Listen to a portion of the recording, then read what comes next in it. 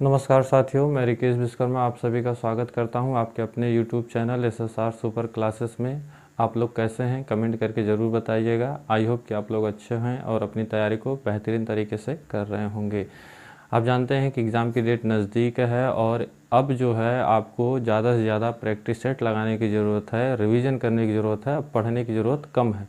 क्योंकि आप जितने ज़्यादा प्रैक्टिस सेट लगाएंगे उतने ज़्यादा आप क्वेश्चन पर अच्छी पकड़ बना सकेंगे और क्वेश्चन को अच्छे तरीके से कर पाएंगे। तो शुरुआत करते हैं आज हम अपने पहले प्रैक्टिस सेट की और इसमें हम बेहतरीन से बेहतरीन क्वेश्चन को करेंगे। और ये प्रैक्टिस सेट मैथ का है। मैथ अपने आप में भी इम्पॉर्टेंट चैप्टर है, क्योंकि बच्चे अक्सर क्या करते हैं कि क्वेश्चन को देख करके अगर समझ में नहीं आता तो छोड़ देते हैं। पर ज़्यादा से ज़्यादा प्रैक्टिस आप करे रहेंगे, आपको पता रहेगा कि कहाँ से कैसे क्वेश्चन पूछे जाते हैं, तो आपको पेपर में करने में आसानी होगी। तो चलिए शुरू करते हैं अपने प्रैक्टिस सेट को। इससे पहले हम आपको कुछ बता दें कि जो हमारा NTPC का एग्ज़ाम होने वाला है उसमें क्या क्या चीज़ें पूछी जाती हैं। एक तो आपसे रीजनिंग पूछी जाती है। रीजनिंग में आपको कितने क्वेश्चन मिलेंगे? 30 क्वेश्चन। एक आपको मैथ में 30 क्वेश्चन मिलेंगे और जीके GS में आपको 40 क्वेश्चन मिलेंगे और टोटल टाइम आपको मिलेगा 90 मिनट। 90 मिनट यानी कि 1.5 घंटे का समय मिलेगा, जिसमें आपको चीज़ों को सॉल्व करना होगा, यानी कि क्वेश्चनों को हल करना होगा। तो इसमें आप अपना टाइम सेट ज़रूर करिएगा कि रीजनिंग को कितने मिनट में करें, मैथ को कितने मिनट में करें। और जीके GS का भी अपना बहुत बड़ा ग्रेटेज है, क्योंकि इसमें ज़्यादातर बच्चे डिसक्वालीफाई होते हैं। तो जीके GS के क्वेश्चन तभी होंगे जब आपको उनकी जानकारी होगी, उनमें तो कुछ हल करना होता नहीं है। तो उसमें ज़्यादा से ज़्यादा आपको क्या होनी चाहिए? जानकारी होनी चाहिए। अगर आपको पता है तो सीधे टिक करिए, नहीं तो फिर आगे क्वेश्चन की तरफ बढ़िए। तो चलिए अपने प्रैक्टिस सेट की शुरुआत करते हैं। ठीक है, आज का जो हमारा क्वेश्चन है, पहला क्वेश्चन है, इसको हम करने से पहले एक चीज़ ये भी जानेंगे कि इसके बेसिक चीज़ें क्या हैं, इसके पीछे क्या रीज़न था, क्या रीज़न है और क्वेश्चन कैसे हो रहे हैं। बिल्कुल बेसिक से जानेंगे। ऐसा नहीं है कि प्रैक्टिस सेट देख लिया, हल कर लिया, टिक लगा दिए, हो गया।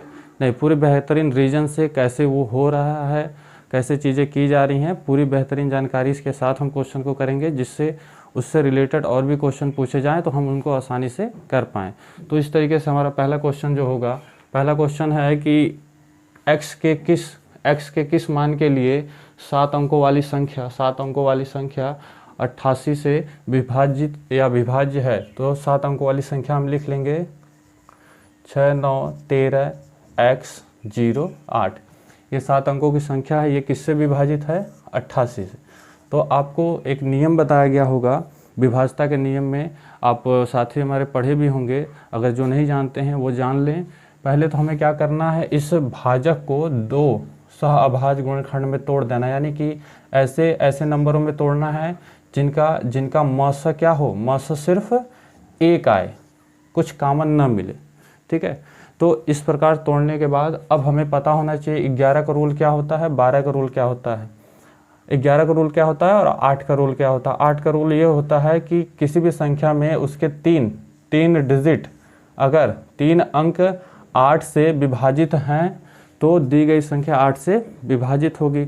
ये 8 का रूल है। 11 का रूल कहता है कि सम संख्याओं का योग जो है विषम संख्याओं के योग के अंतर, सम संख्याओं का योग और विषम संख्याओं के योग का अंतर अगर 0 हो या 11 के गुणज हो तो दी गई संख्या 11 से विभाजित होगी।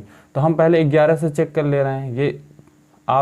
ये पहले पर है, दूसरे पर, तीसरे, चौथे पर, पांचवें पर, छठे और सातवें पर। तो सम संख्याएं जानते हैं 1, 3 विषम संख्या 1, 3, 5 और 7 हैं। इनको हम आपस में क्या कर लेंगे? जोड़ लेंगे। कितना हो जाएगा? 1 यानी कि 6, 1 7x और ये कितना हो जाएगा? 8 जोड़ेंगे 7 में तो हो जाएगा आपका 15 प्लस x माइनस सम संख्याओं को जोड़ लेंगे 9, 9, 3, 12, 12 में 0 जोड़ेंगे कितना होगा? 12 ही होगा। इनको हम अगर घटाएंगे तो कितना आएगा? 3 प्लस x आएगा। अब हमें पता है कि x के स्थान पर ऐसा कौन सा नंबर लिख दें जो कि 0 आ जाए। 11 के गुणज, मतलब 11 के टेबल में जो जो नंबर आते हैं वो 11 के गुणज होते हैं, या ये कह सकते हैं 11 का पहाड़ा कह सकते हैं। तो x की जगह पे क्या रख दे कि 0 आ जाए, या x की जगह पे क्या रख दे कि -11 आ जाए या 22 आ जाए। तो अगर हम x की वैल्यू -3 रखेंगे तो ये वैल्यू क्या हो जाएगी? 0, जबकि यहाँ पर हम -3 रख ही नहीं सकते। अगर हम यहाँ पर 8 रख दें तो 3 + 8 कितना हो जाएगा, 11 हो जाएगा। 11 हो जाएगा, यानी कि जैसे 11 होगा तो दी गई संख्या क्या होगी, 11 से विभाज्य होगी। और हम जब 11 रखेंगे 6 9 1 3 8 0 8, तो ये लास्ट के जो 3 डिजिट होंगे वो 8 से भी डिवाइड होंगे, क्योंकि 8 × 8 और 8 × 8। तो इस तरीके से जो x के स्थान पर नंबर आएगा वो हमारा 8 आएगा। ठीक है मेरे साथी, ऐसे क्वेश्चन को करना है। और बेसिक जानकारी आपको गुणनखंड विभाज्यता के नियम के बारे में जानकारी होनी चाहिए। ठीक है, दूसरे क्वेश्चन की तरफ चलते हैं। दूसरे क्वेश्चन को आप जब भी मैथ के सवाल लगाइएगा तो तुरंत हल करने मत बैठ जाइएगा। आप करीब 10 मिनट 15 मिनट क्वेश्चन को समझने का प्रयास करिए, फिर उसके बाद उसको लगाइएगा। ठीक है, इसमें दूसरा क्वेश्चन है, किसी कार्य को 10 पुरुष प्रतिदिन 8 घंटे तक कार्य कर 30 दिनों में पूरा कर सकते हैं। 12 पुरुष प्रतिदिन 4 घंटे कार्य कर उसी कार्य को कितने दिनों में पूरा करेंगे। तो इसके लिए एक सिंपल मेथड है MDH अपॉन में W। M का मतलब है पुरुष की संख्या, पुरुष महिला भी हो सकती है। D का मतलब है दिनों की संख्या, H मतलब है घंटे और W मतलब है कार्य। ठीक है, ऐसे को उस क्वेश्चन को MDH अपॉन में W यानी कि इसी की मदद से हम क्वेश्चन को हल करेंगे। तो देखिए कह रहा है कि किसी कार्य को 10 पुरुष, तो पुरुषों की संख्या 10 हो गई, और कितने घंटे में, 8 घंटे में, तो हावर कितने हो गए, 8 घंटे। और कह रहा है कितने दिनों में पूरा हो रही, 30 दिनों में, तो दिनों की संख्या हमारी 30 हो गई। बराबर पूरा कर सकते हैं, पूछ रहा है कि 12 पुरुष 4 घंटे में उसी कार्य को कितने दिनों में पूरा करेंगे। तो यहाँ पे आपने D1 की वैल्यू रख ली, यहाँ पे D2 आप मान लीजिएगा। ठीक है, अब सॉल्व कर दीजिए। कार्य की यहाँ पे जिक्र ही नहीं है, बस ये सॉल्व करना है। तो 4 एकम 4, 4 दूनी 8, 2 एकम 2 छक 12, 6 एकम 6 पाँचे 30, और 10 का 5 में गुणा कर देंगे तो D2 की वैल्यू आपकी आ जाएगी 50, यानी कि 50 दिन में ये कार्य आपका पूरा हो जाएगा। ठीक है, अगला क्वेश्चन है A B से 60% अधिक है। जो A है वो B से कितना अधिक है, 60% अधिक है। 60% अधिक है तो कितना हो जाएगा, 100 में 60 जोड़ देंगे तो आपका 60% हटाएंगे बटा में 100 हो जाएगा। आगे हमसे कह रहा है C D से 35% कम है। C जो है वो D से कितना कम है, 35%। तो 100 में से आप 35 घटाएंगे तो आपको कितना मिलेगा, 65 मिलेगा। और 65% होगा, प्रतिशत जैसे ही हटाएंगे बटे में क्या हो जाएगा, 100 हो जाएगा। आगे हमसे कह रहा है D जो है वो A से 30% अधिक है, यानी कि D का मान दिया है A से कितना अधिक, 30%। आप क्या करेंगे, 100 में 30 जोड़ दीजिएगा और बटे में 100 कर दीजिएगा। आगे हमसे कह रहा है तो A B C D के मान बताइए, यानी कि सभी के मान आपको ज्ञात करने हैं। ऐसे क्वेश्चन को करेंगे कैसे, देखिए आपके पास A की वैल्यू है, यहाँ पे रख दीजिए B गुणा 160/100 और गुणा 130/100, यही ना जी। और अब ये D बराबर हो जाएगा A की वैल्यू कुछ A B से 60% अधिक है, A B से 60% अधिक है, बिल्कुल है। C D से 35% कम है, यानी कि 65, ठीक है। D A से 30% अधिक है, तो A B C D का मान ज्ञात कीजिए। यहाँ पर A की वैल्यू हमने रख दी, ठीक है। D की वैल्यू आपकी क्या हो जाएगी, कुछ यहाँ पे क्या करेंगे हम, D की वैल्यू हम क्या करेंगे, C वाले में रख देंगे, यानी कि C बराबर आपका क्या हो जाएगा, D की वैल्यू ये जो आई है आप क्या करिएगा, C में रख दीजिएगा, यानी कि B गुणा 160/100 और 130/100 गुणा, और ये 65/100। 1 0 से 1 0 काट देंगे, इसको काटिए। 5 एकम 5, 5 तिहाई 15, और ये 5 दूनी 10 हो जाएगा, ठीक है। 2 एकम 2, 2 आठे 16 हो जाएगा, ठीक है। अब इसको काटिए, 2 पाँचे 10, 2 चौको 8 हो जाएगा, 4 एकम 4 और 25 चौका 100 हो जाएगा। और कुछ हो रहा है क्या इसमें? 13 का 13 बच रहा है, यानी कि 13 गुणे 13 बच गया और 25 गुणे 5 बच गया। 25 गुणे आपका क्या बच गया है? 5 बच गया है। तो ये किसके बराबर है? b के साथ इसका गुणा बराबर c। कितना हो जाएगा? c बराबर b गुणे 13 का 13 हम गुणा करेंगे 169 और 25 बचे 125 होता है, और तिर्यक गुणा करेंगे तो क्या हो जाएगा? 125 c बराबर 169 b। c का मान 169 हो गया और b का मान कितना हो गया? 125। तो यहाँ पे लिख लीजिएगा b का मान आपका कितना हो गया? 125 हो गया, c का मान 169 हो गया। और हमें किसका निकालना है? a का निकालना है। तो इसमें देखिए a कहाँ है? यहाँ पर है, तो इसकी वैल्यू हो जाएगी a बराबर हो जाएगा b की वैल्यू कितनी है? 125 गुणे 160 बटे 100। 25 पाँचे 125, 25 चौका 100, 4 एकम 4, 4 चौका 16 और 1 0, 4 पचे 20, यानी a की वैल्यू आपकी कितनी हो जाएगी? 200 हो जाएगी। देखिए 25 में 25 का पहाड़ा पढ़ेंगे तो 125 5 बार में कट जाएगा, 25 चौका 100 होता है, फिर 4 एकम 4, 4 चौका 16, 1 0 40 और 40 पचे 200 हो जाएगा। a का मान जैसे ही आपको निकल गया। और किसका निकालना है? d देखिए आपको कहाँ दिया है? यहाँ पर। तो d की वैल्यू निकालने के लिए आप d की वैल्यू रखिए। d बराबर क्या हो जाएगा? a की वैल्यू 200 है गुणे 130 बटे 100, 2 0 से 2 0 कट जाएगा, 13 दूना 26 हो जाएगा, यानी कि d की वैल्यू कितनी हो जाएगी? 260। यहाँ पर d की वैल्यू आपकी 260 हो जाएगी। तो इस तरीके से आप a b c d की वैल्यू निकाल सकते हैं। जब भी आपको कोई चीज़ नहीं दी गई हो तो आप उसको 100 मान सकते हैं परसेंटेज में। ठीक है। इसी प्रकार से अगला क्वेश्चन है चौथा अगला क्वेश्चन हमारा जो है, ये देखिए समीकरण से रिलेटेड क्वेश्चन है। ठीक है। क्वेश्चन जब भी आपको मिले आप कोशिश करिए कि उसको समझने का। जब आपको चीज़ें समझ में आ जाएं तब आप उसको अपने तरीके से हल करिए। क्वेश्चन लगाने के कई तरीके होते हैं, जिस तरीके से आपको आसान लगे आप उससे क्वेश्चन को हल करिए। और इस समय आपको ज़्यादा से ज़्यादा प्रैक्टिस करने की ज़रूरत है, ज़्यादा से ज़्यादा आपको अभ्यास करने की ज़रूरत है, रिवीजन करने की ज़रूरत है। ठीक है, जिससे आप ज़्यादा से ज़्यादा क्वेश्चन पेपर में कर पाएँ।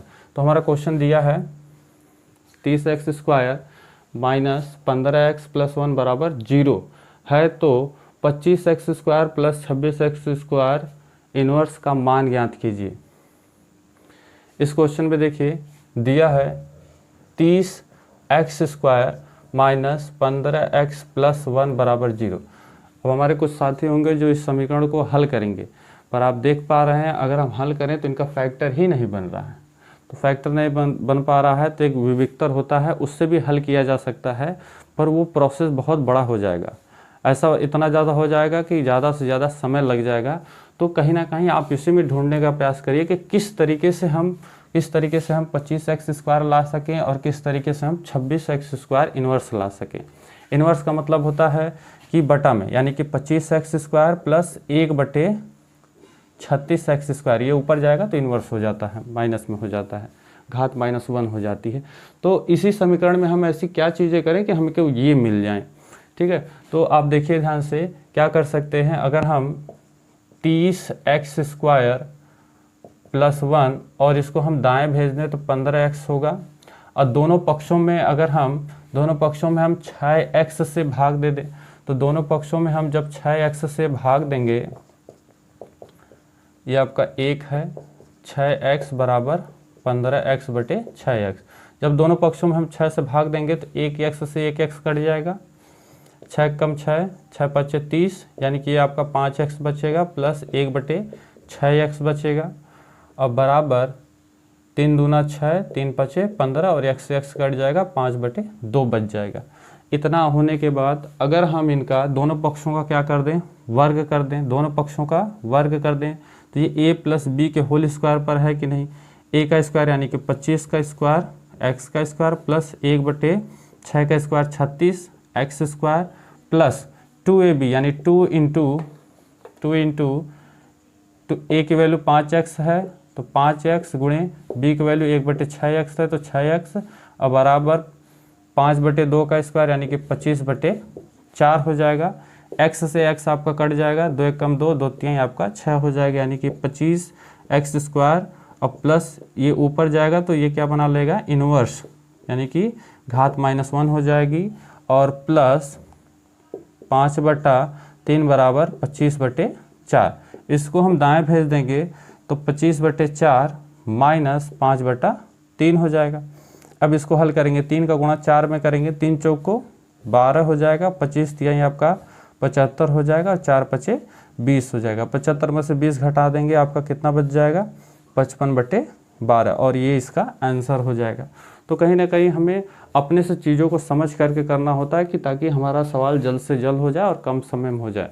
तो आप इसको विविक्तर से भी कर सकते हैं। विविक्तर का सूत्र होता है, विविक्तर का जो है -b प्लस माइनस कड़ी में b² - 4ac/2a। तो इससे भी हो सकता है, पर ये बहुत ज़्यादा लंबा प्रोसेस है, ठीक है। हो सकता है जितने में हम इस तरीके से करें उतने में हम और सवाल कर सकते हैं। तो ठीक है, तो आप कोशिश करिएगा कि अगर गुणनखंड नहीं हो रहा है तो कोशिश करिएगा कि इसमें हम कुछ जोड़ घटा करके उसको हम इस रूप में ला सकें, ठीक है।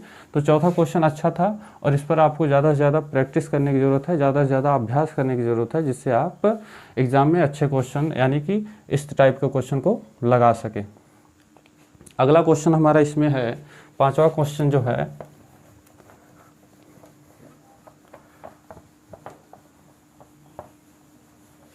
पांचवा क्वेश्चन जो दिया हुआ है इसमें कह रहा है कि 7 वर्ष पहले ए और बी की आयु का अनुपात 4:5 था। 8 वर्ष बाद ए और बी की आयु का अनुपात 9:10 होगा। इनकी वर्तमान आयु का योग ज्ञात कीजिए। पहले तो इनकी वर्तमान आयु निकालनी है, फिर उनको जोड़ करके बताना है। तो ऐसे क्वेश्चन को आप जैसे करते हैं बिल्कुल वैसे भी कर सकते हैं, यानी कि यहाँ पर वर्तमान लिखिएगा, वर्तमान, और इससे पहले की बात करें तो आपको क्या करना है, घटाना है। बाद की बात करें यानी कि आने वाले समय की बात करें तो उसमें आप प्लस करिएगा, ठीक है। अब हमको नहीं पता है कि इनकी वर्तमान आयु क्या है, तो आप मान लीजिएगा ए की वर्तमान आयु x है, बी की वर्तमान आयु जो है वो आपकी y है।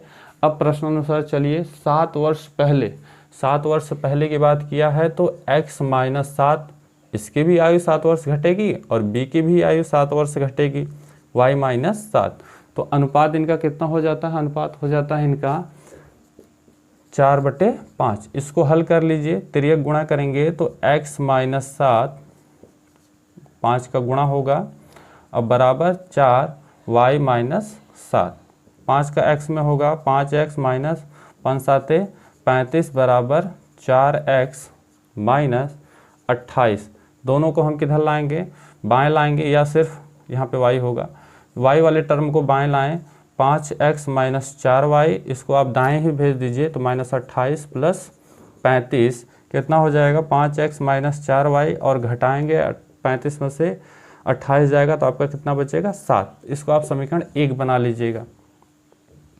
अब आगे क्वेश्चन कह रहा है कि 8 वर्ष बाद यानी वर्तमान से 8 वर्ष बाद की बात किया है, तो इसमें हम 8 वर्ष प्लस कर देंगे, x + 8 प्लस y + 8 बराबर कितना अनुपात बन रहा है इनका, 9:10 हो रहा है। तो इनका हम क्या करेंगे, तिर्यक क्या करेंगे, गुणा कर देंगे, और तिर्यक गुणा करेंगे तो 10x + 8 हो जाएगा बराबर 9y + 8 हो जाएगा। कितना हो जाएगा, 10x + 90 बराबर 9y + 72। y वाले टर्म को बाएं लाएंगे तो 10x - 9y बराबर 72 - 90 हो जाएगा। कितना हो जाएगा, 10x - 9y, और कितना ये घटाएंगे तो आपका कितना हो जाएगा, ये 18 हो जाएगा। आप घटाएंगे ये आपका 80 होगा। यहाँ पे देखिए, यहाँ पे गलत हो गया, यहाँ पे आपका क्या होगा, 10 का 8 में गुणा करेंगे 80 होगा। तो यहाँ पे आपका 80 और घटाएंगे तो आपका 8 बचेगा, ठीक है। और वो भी माइनस में बचेगा, क्योंकि बड़ी संख्या 80 है और उसके सामने माइनस है तो माइनस होगा। इसको समीकरण नंबर 2 कर लीजिए। अब इन्हीं समीकरण को हल करना है। अब हल करना जानते ही होंगे, ठीक है। विलोपन विधि में क्या होता है, विलोपन विधि से करेंगे, इसमें एक पक्ष आपको बराबर करना है। तो यहाँ पे 10x है तो इसमें हम किससे गुणा कर दें कि ये 10x हो जाए। तो अगर हम 2 से कर दें इनमें गुणा तो ये 10x हो जाएगा, 2 पचे 10x - 2 चौको 8y और बराबर 2 7 14। अब इसी को हम इसमें से घटा दें, 10x - 8y बराबर 14। अब यहाँ पे देखिए इसके सामने प्लस है तो माइनस लगाएंगे, इसके सामने प्लस है तो माइनस है तो प्लस लगाएंगे, इसके सामने प्लस है तो माइनस लगाएंगे। अब ये जो बीच के चिन्ह होते हैं इनको भूल जाना, इनसे कोई मतलब नहीं। नीचे प्लस माइनस है, ऊपर प्लस, तो सेम नंबर कट करके 0 हो जाएगा। यहाँ पे देखिए 9 में से 8 जाए, एक 8 जो है माइनस में नहीं प्लस में है, तो 9 में से 8 जाएगा, 1 बचेगा यानी कि 1 y बचेगा, और 9 बड़ा है उसके सामने माइनस है तो माइनस बच जाएगा। बराबर 14 भी माइनस में है और 8 भी माइनस में है, तो ये क्या होंगे, माइनस चिन्ह के साथ जुड़ जाएंगे और माइनस से माइनस कट जाएगा। y बराबर आपका कितना आ जाएगा, 22 आ जाएगा। अब आप इसमें से y का जो मान है किसी एक समीकरण में रखेंगे। मान लीजिए हम इसी में रख दे रहे हैं, तो 5x माइनस 4 गुणे 22, 4 गुणे 5x माइनस, हाँ ठीक है, बराबर 7। तो कितना हो जाएगा, 5x माइनस ये कितना हो जाएगा 88 बराबर 7। इसको हम दाएं भेजेंगे तो 5x बराबर 88 प्लस 7, 5x जोड़ेंगे 95 हो जाएगा, और x बराबर भाग देंगे 5 एकम 5, 15 45, यानी कि x और y की वैल्यू हमें मिल गई। और इनका योग पूछा है, वर्तमान आयु में इनका योग कितना है, x की वैल्यू 19 है और y की वैल्यू कितनी आई है 22, और इनका योग हो जाएगा आपका कितना हो जाएगा 1 3 अक्षर, यानी कि इनका योग आपका 41 हो जाएगा। तो इस तरीके से आपको क्वेश्चन करना है। काफ़ी लेंथी प्रोसेस है, पर आपकी स्पीड इतनी अच्छी होनी चाहिए कि जल्द से जल्द आपका सवाल लग जाए।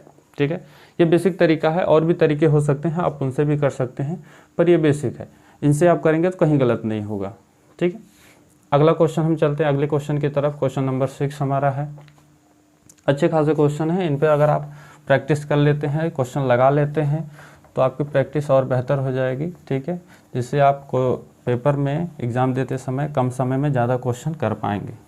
ठीक है, और अगर क्वेश्चन नहीं समझ में आ रहा है तो उसको तुरंत स्किप करना है, तुरंत आगे क्वेश्चन की तरफ अगले क्वेश्चन पे बैठ जाइएगा, क्योंकि समय उस पर आप, अगर आपके पास लास्ट में समय बचेगा तब आप उस पर समय दीजिएगा, नहीं तो तुरंत आगे बढ़ जाइए अगर क्वेश्चन समझ में नहीं आ रहा तो। अगला क्वेश्चन है, किसी वस्तु की सूची मूल्य 15,000 है जिस पर 12% की छूट दी जाती है। तो पहले इतना सॉल्व कर लें। अगर हम 15,000 पर 12% की छूट दे दें तो कितना हो जाएगा, 100 हो जाएगा।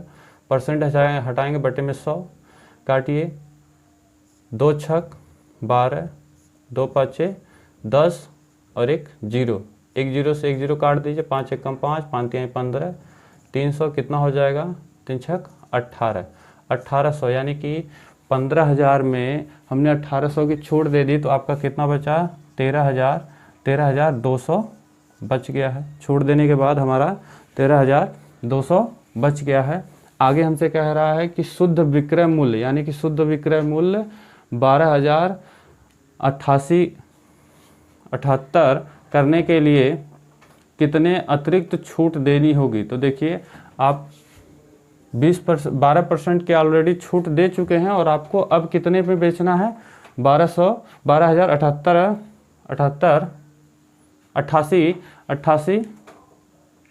88 करके अतिरिक्त छूट देनी होगी। यानी कि आपने तो 13,200 मूल्य बना लिया है, यानी कि 12% की छूट दे दी है, और आपको बेचने हैं 12,078 में बेचनी है। तो आप देखिए कितने का अंतर है, घटा लीजिए, कितने का अंतर है, 2 हो जाएगा। हासिल लेगा, 10 में से 8 जाए 2 हो जाएगा, 9 में से 7 जाएगा 2, 1 हो जाएगा 1, यानी कि आप और अभी कितने रुपए की छूट देंगे, 1122 रुपये की। तो आप देखिए 1122 रुपये की छूट दे रहे हैं, कितने पे दे रहे हैं, 13,200 पर दे रहे हैं, और इसी का आपको परसेंटेज बताना है, तो 100 से गुणा कर दीजिएगा। 2 0 से 2 0 कट जाएगा, 11 से काटेंगे, 11 कम 11, 11 दूना 22, 11 कम 11, और जैसे ही 2 अंक काटेंगे 1 0 ले लेंगे, 11 दूना 22। 12 से काटिए, या 2 से काट लीजिए, 2 छक 12, इसको 2 से काट लीजिए, 2 5 10, 2 1 कम 2। अब इसको 3 से काट लीजिए, 3 दूना 6, 3 1 कम 3, 3 7 21, और जैसे ही भाग करेंगे 2 8 16, यानी कि 8.5%, यानी कि और आपको 8.5% और आपको छूट देनी होगी, तभी आपका जो मूल्य होगा वो 12,078 रुपये में बिकेगा। ठीक है, तो ऐसे क्वेश्चन को आप इस तरीके से करिएगा। अगला क्वेश्चन, ये ट्रिग्नोमेट्री में है, आप कक्षा 10 में ऐसे क्वेश्चन लगाए होंगे, और ये आपका ट्रिग्नोमेट्री से सवाल है। इनको देखिए ट्रिग्नोमेट्री के जो सवाल हैं उनमें ज़्यादातर फार्मूले आपको पता होने चाहिए। तो इनको कराने से पहले कुछ चीज़ें हम बता देते हैं। आपने पढ़ा ही होगा कि लाल बटे कक्का, इसका क्या मतलब है? जब अभी हम साइन की बात करेंगे, साइन एल का मतलब होता है लंब, के का मतलब होता है कर्ण, ए का मतलब होता है आधार। ठीक है, तो जब भी साइन की बात होगी, साइन मीन्स होगा लंब बटे कर्ण। कॉस की बात होगी तो लंब बटे लाल, एक मिनट, यहाँ पे ए एल होगा, लाल बटे कक्का। अब ठीक है, जब भी कॉस की बात होगी तो आधार बटे कर्ण, और जब टेन की बात होगी तो लंब बटे आधार, और जब साइन यानी कि कौशिक की बात होगी तो कर्ण बटे लंब होगा, और जब सेक की बात होगी तो कर्ण बटे आधार होगा, और जब कॉट की बात होगी तो आधार बटे लंब होगा। तो इस तरीके से आप ये याद रखिएगा जिसके मदद से ऐसे क्वेश्चन लगाए जा सकें। और भी फार्मूले होते हैं, और फार्मूला क्या होता है? Sine square theta plus cos square theta equal to 1 होता है। एक होता है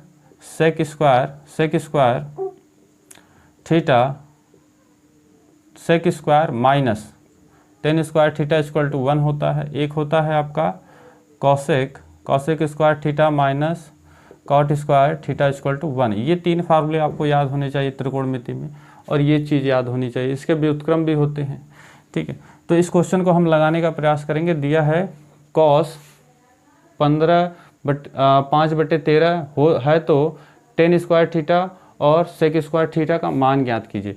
तो यहाँ पर देखिए स्क्वायर की बात किया है, तो अगर हम tan square theta plus sec square theta का मान हमसे पूछा है, तो इसको हम कुछ कर सकते हैं, कुछ कन्वर्ट कर सकते हैं। यहाँ से देखिए बिल्कुल कर सकते हैं। अगर हम टेन स्क्वायर को दाएं भेज दें तो आपका sec square theta equal to क्या हो जाएगा? 1 प्लस टेन स्क्वायर थीटा हो जाएगा कि नहीं? अगर हम इसको हम दाएं भेज दें, या यहीं पर देखिए 1 को हम बाएं लाएं और टेन स्क्वायर को दाएं भेज दें। यहाँ पर देखिए सेक स्क्वायर थीटा बराबर 1 प्लस टेन स्क्वायर थीटा होगा। एक दूसरा होगा कि टेन स्क्वायर थीटा को दाएं भेजें और 1 को हम बाएं लाएं, तो क्या होगा? सेक स्क्वायर थीटा माइनस 1, और बटा में क्या हो जाएगा? बराबर में क्या हो जाएगा?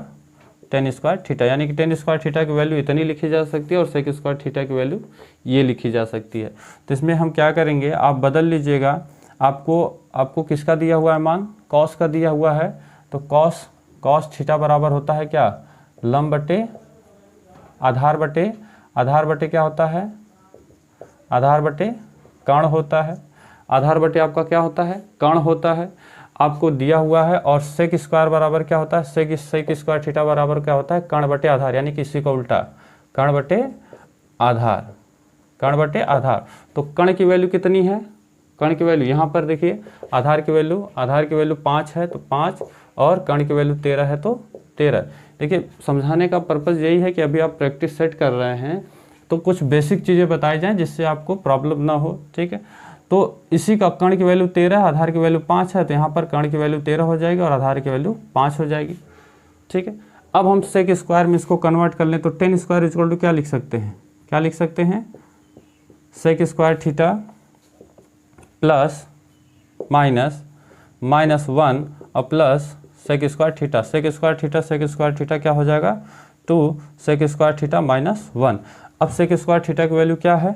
2 इंटू 13/5 का स्क्वायर माइनस 1 कितना हो जाएगा? 2 गुणा 169/25 माइनस 1। 169 में हम क्या करेंगे? 2 का गुणा करेंगे तो 9 दूना 18, 1 12 1 13, 1 2 1 3, 338/25 माइनस 1, और 338 माइनस 25 घटाएंगे कितना आ जाएगा? 3/25, और ये हमारा आंसर हो जाएगा। इसको करने का एक और तरीका होता है। इसको आप करना चाहें तो एक दूसरे तरीके से भी कर सकते हैं। हम जानते हैं कि जब कोई समकोण त्रिभुज होता है तो इसमें ये जो डिग्री होती है वो 90 अंश की होती है, और ये हमारा लंब होता है, ये हमारा कण होता है और ये हमारा आधार होता है। ठीक है, तो हमें दिया हुआ है आधार की वैल्यू 5 दी हुई है और कण की वैल्यू 13 दी हुई है। तो पाइथागोरस प्रमेय से आप क्या कर सकते हैं, कण स्क्वायर बराबर लंब का स्क्वायर प्लस आधार का स्क्वायर। इसकी मदद से आप लंब की वैल्यू जब निकालेंगे, लंब की वैल्यू जब आप निकालेंगे तो आपको लंब की वैल्यू कितनी मिलेगी, 12 मिलेगी। आप जब हल करेंगे तो लंब की वैल्यू कितनी मिलेगी, आपको 12 मिलेगी। और जैसे ही 12 मिल गई तो आप क्या करिएगा, सीधे इसमें रख लीजिए। 10 बराबर क्या होता है, 10 बराबर लंब बटे आधार होता है। तो लंब बटे आधार यानी कि 12/5 का होल स्क्वायर प्लस यहाँ पे देखिए सेक स्क्वायर थीटा है, तो सेक की वैल्यू क्या होती है, सेक की वैल्यू कर्ण बटे आधार होती है। तो कर्ण बटे आपका आधार यानी कि 13/5 का होल स्क्वायर। वर्ग कर लीजिए, 12 का वर्ग 144, 5 का 25 प्लस 13 का 169, 5 का 25, आधार सेम है, अंश हमारा सेम है तो 25 ही रहेगा। ऊपर के नंबर को हम क्या कर लेंगे, जोड़ लेंगे और ये जोड़ेंगे तो कितना हो जाएगा, 313/25। तो ये भी तरीका है, आप इससे भी क्वेश्चन को कर सकते हैं, दोनों तरीके हैं। तो ये ज़्यादा आसान है, आप ये देख लीजिए। और त्रिकोणमिति में कोशिश ये करिएगा कि ये चीज़ें आपको याद हों, ये याद हों, इनका व्युत्क्रम भी याद हो, तो जिससे आपको लगाने में आसानी होगी। तो जिस तरीके से आपको ठीक लगे आप उस तरीके से क्वेश्चन को लगाइएगा कम से कम समय में। अगले क्वेश्चन की तरफ बढ़ते हैं। अगला क्वेश्चन हमारा है इसमें 8वां क्वेश्चन जो दिया हुआ है।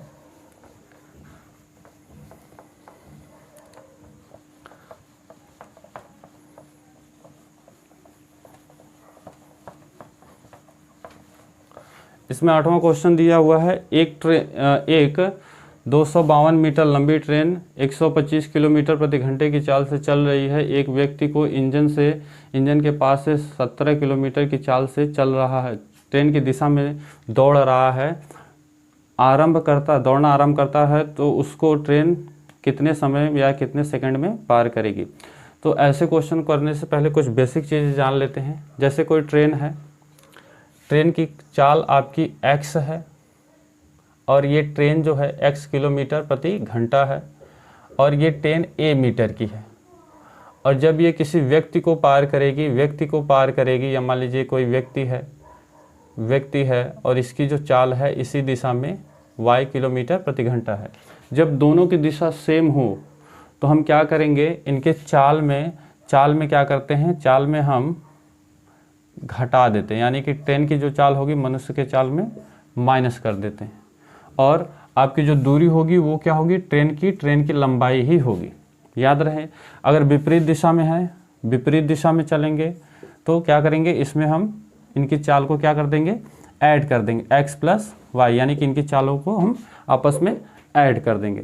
तो इस तरीके से हम इस क्वेश्चन को हल करेंगे। क्वेश्चन दिया है, हमें दूरी पता है और इसमें एक फार्मूला होता है चाल बराबर दूरी बटा समय, और इसी फार्मूले पर क्वेश्चन को करना है। तो हम क्या करेंगे, हमें समय पूछा हुआ है तो समय बराबर आपका क्या हो जाएगा, समय बराबर आपका हो जाएगा दूरी बटे आपका चाल हो जाएगा। तो चलिए क्वेश्चन को शुरू करते हैं। कह रहा है एक ट्रेन है जो कि 252 मीटर लंबी है और ट्रेन की चाल कितनी है, 125 किलोमीटर प्रति घंटा है। ठीक है, तो दूरी कितनी है आपकी, 252 मीटर है। ट्रेन की जो लंबाई होगी वही दूरी हो जाएगी। और ट्रेन की चाल कितनी है, 125 किलोमीटर प्रति घंटा है। और मनुष्य की चाल ट्रेन की दिशा में कितनी है, 17 किलोमीटर है। तो हमने बताया जब दोनों की दिशा एक हो तो हम क्या करेंगे, उसमें घटा देंगे। तो आपका हो जाएगा 252 बटे ये घटाएंगे तो कितना होगा, 17 घटाएंगे तो आपका होगा यहाँ पे 15 में से आप 7 घटा देंगे तो आपका 3 8 हो जाएगा और ये आपका 0 हो जाएगा, यानी 108 किलोमीटर प्रति घंटा। अब यहाँ पर आपको यहाँ पर क्या करना रहता है, यहाँ पे तो मीटर दिया हुआ है, ये किलोमीटर प्रति घंटा दिया है। तो इसमें भी कहीं भूल जाते हैं मेरे साथी कि कितने से गुणा करना है। तो याद रखिएगा, जब किलोमीटर को प्रति घंटा में बदलना हो तो 1 किलोमीटर में कितने मीटर होते हैं, 1000 मीटर होते हैं। और 1 घंटे में कितने सेकंड होते हैं, तो पहले तो 1 घंटे में 60 मिनट होते हैं, फिर 1 मिनट में 60 सेकंड होते हैं। तो 2 0 से 2 0 कट जाएगा और बचेगा 10/36। इसको 2 से काट दीजिएगा, 2 5 10, 2 1 2, 2 8 16, यानी कि 5/18 से हम क्या कर देंगे, इसमें गुणा करेंगे। जब भी आपको किस में बदलना हो, किलोमीटर प्रति सेकंड में, यानी कि 252 मीटर बटे 108 गुणे 5/18। इसको हम काटेंगे, किससे काटेंगे, 2 से काटिए, 2 2 9 18, इसको 2 से काटिए, 2 5 10, 2 चौको 8, 2 चौको 8, इसको 2 से काटिए, 2 दूना 4, 2 7 14, इसको काट दीजिए, 2 1 कम 2, 2 दूना 4, 2 छक 12, 3 1 कम 3, 3 त्रिका 9, 3 1 कम 3, 3 चौको 12, 3 दूना 6। अब 5 से जैसे ही 42 में 5 से भाग देंगे तो 5 8 40 हो जाएगा, 10.20 और 5 चौको 20, यानी कि 8.4 सेकंड में जो होगा वो ट्रेन जो होगी वो आपको समान, यानी कि ट्रेन जो होगी उसको कितने सेकंड में पार करेगी, यानी कि 8.5 सेकंड में वो क्या करेगी, उस व्यक्ति को पार कर देगी। तो कैलकुलेशन आपको बताने के लिए ये सारी चीज़ें की जा रही हैं। अगर आप बड़े से बड़े नंबर को नहीं काट पा रहे हैं तो छोटा छोटा करके आप काट सकते हैं, ठीक है। तो ऐसी चीज़ें आप कर सकते हैं और उम्मीद है कि आप लगा लेंगे, ठीक है। आपकी जितनी प्रैक्टिस होगी आपकी स्पीड उतनी ही बेहतर होगी, ठीक है। अगले क्वेश्चन की तरफ हम चलते हैं। अगला क्वेश्चन जो हमारा है, ये भी क्वेश्चन अच्छा है, इसमें भी अच्छे क्वेश्चन पूछे गए हैं, जो कि क्वेश्चन पेपर में आते रहते हैं। प्रैक्टिस करने से हमारा अभ्यास हो जाता है कि किस टाइप से क्वेश्चन पेपर में आ रहे हैं। अगला क्वेश्चन है, एक पेड़ पर कुछ तोते और कुछ कबूतर क्रमशः 7:9 के अनुपात में हैं। यानी कि एक पेड़ है, तोते कितने हैं, 7x है, कबूतर कितने हैं आपके, कबूतर आपके हैं 9x अनुपात में है। तो आप कुछ मान लीजिएगा। एक घंटे बाद 8 तोते उड़ जाते हैं, यानी कि 1 घंटे बाद तोतों की संख्या थी 7x और इसमें से कितने चले गए, 8 चले गए, और 6 कबूतर 10 गौरैया आकर पेड़ पर बैठ जाती हैं। यानी कि कबूतर की संख्या 9x थी और कितने आकर के बैठ गए, 6 आकर के बैठ गए और 10 गौरैया आकर के बैठ गई। तो ये तोतों की संख्या हो गई, तोते, ये आपके कबूतर हो गए और ये आपके गौरैया हो गई, ये आपकी क्या हो गई, गौरैया हो गई। तो अब देखिए, आप हमसे क्वेश्चन कहा है, अब पेड़ पर तोते और कबूतर का अनुपात जो है वो 1:4 है। तो तोते का अनुपात ये है, कबूतर का ये है। तो लिखेंगे 7x - 8 बटे 9x + 6 बराबर कितने का अनुपात है, 1:4। तो 1:4, तो हल करेंगे, 7x - 8 का गुणा हम 4 में कर देंगे और 1 का गुणा हम इसने नंबर में करेंगे, तो हमारा वही आएगा 9x + 6 कितना हो जाएगा, 28x - 32 बराबर 9x + 6। हम इसको बाएं लाएंगे तो 28 - 9x, इसको हम दाएं ले जाएंगे तो बराबर में +32 कितना हो जाएगा, ये 19x बराबर 38 हो जाएगा और x बराबर आपका 2 हो जाएगा, क्योंकि 19 दूना 38 होता है, 19 एकम 19, 19 दूना 38 होता है, x की वैल्यू 2 आ जाएगी।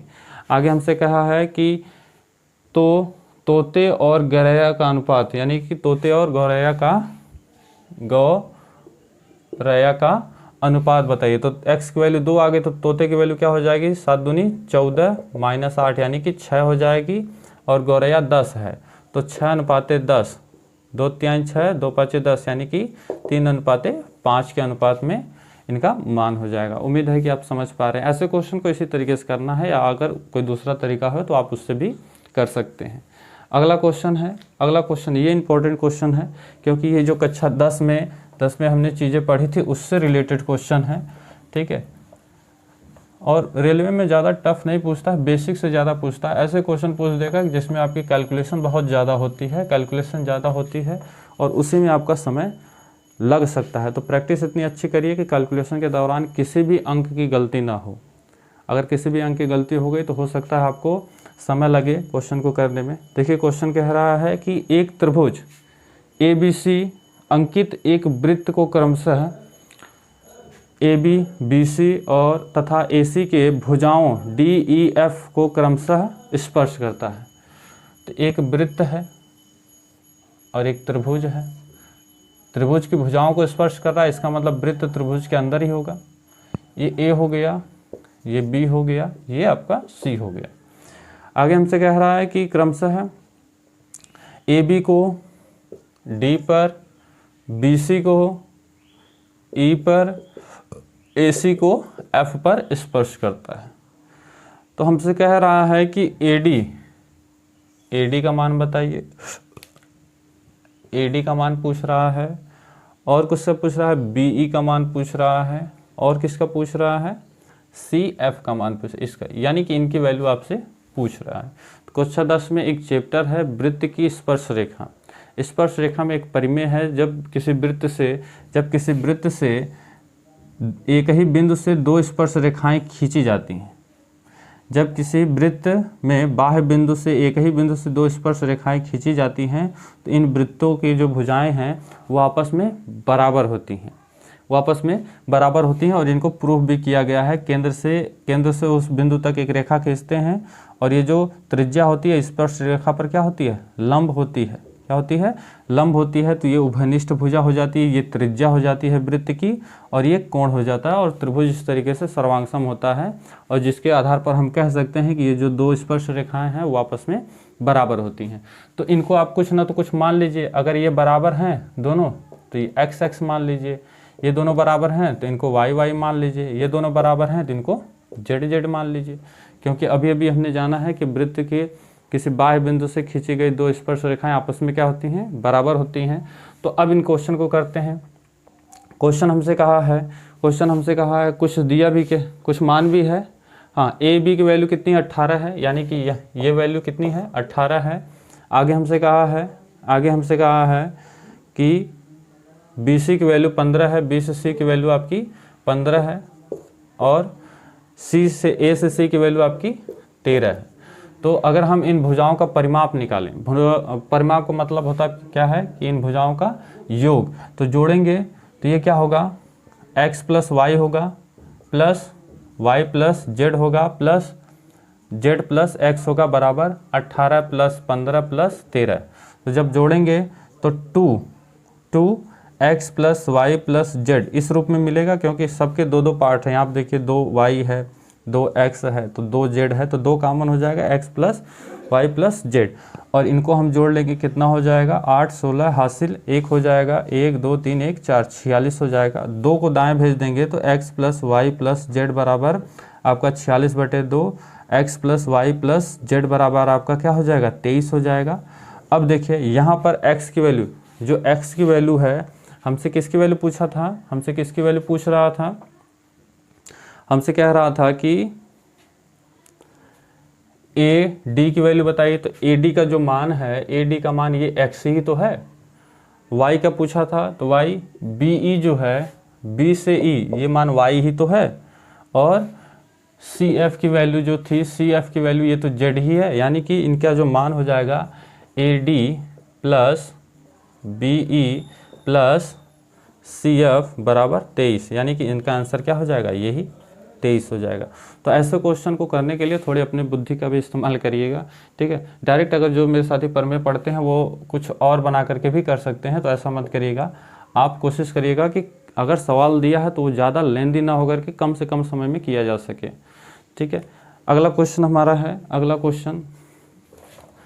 क्वेश्चन की तरफ हम लोग चलते हैं। उम्मीद है कि आपको वीडियो समझ में आ रही है। अगर वीडियो आपको समझ में आ रही है, अच्छी लग रही है, तो अपने दोस्तों के साथ, अपने साथियों के साथ ज़रूर शेयर करिएगा, जिससे उनको भी जानकारी हो और सवाल को हल करने में उन्हें भी काफ़ी मदद मिल सके, ठीक है। अगला क्वेश्चन हमारा है 11वां। क्वेश्चन कह रहा है कि शांत जल में एक नाव की गति 15 किलोमीटर प्रति घंटा है, जल प्रवाह की गति 3 किलोमीटर घंटा है, नाव ऊर्ध्वाधर अपस्ट्रीम चलते हुए, अपस्ट्रीम का मतलब होता है कि धारा की दिशा में, बहुत सारे नामों से जाना जाता है धारा की दिशा, अपस्ट्रीम, ठीक है। तो ये धारा की दिशा में चल रही है, 54 किलोमीटर की दूरी तय करने में। अनुप्रवाह यानी कि डाउन स्ट्रीम मतलब धारा की विपरीत दिशा, धारा की क्या होती है, विपरीत दिशा, चलते हुए समान दूरी तय करने में कितना समय करेगी। तो देखिए ये भी अपने आप में इम्पॉर्टेंट क्वेश्चन है, इसको पहले समझ लेते हैं। जैसे ये मान लीजिए धारा है, धारा यानी कि धारा की दिशा हम इसको W से लिख रहे हैं, धारा यानी कि जल की दिशा, और इसी दिशा में बोट जा रही है, बोट मतलब नाव भी जा रही है, तो दोनों की चाल आपस में क्या हो जाएगी, प्लस हो जाएगी। समझ पा रहे हैं। यहीं पर अगर नाव की धारा और बोट की धारा आपस में क्या हो, विपरीत हो।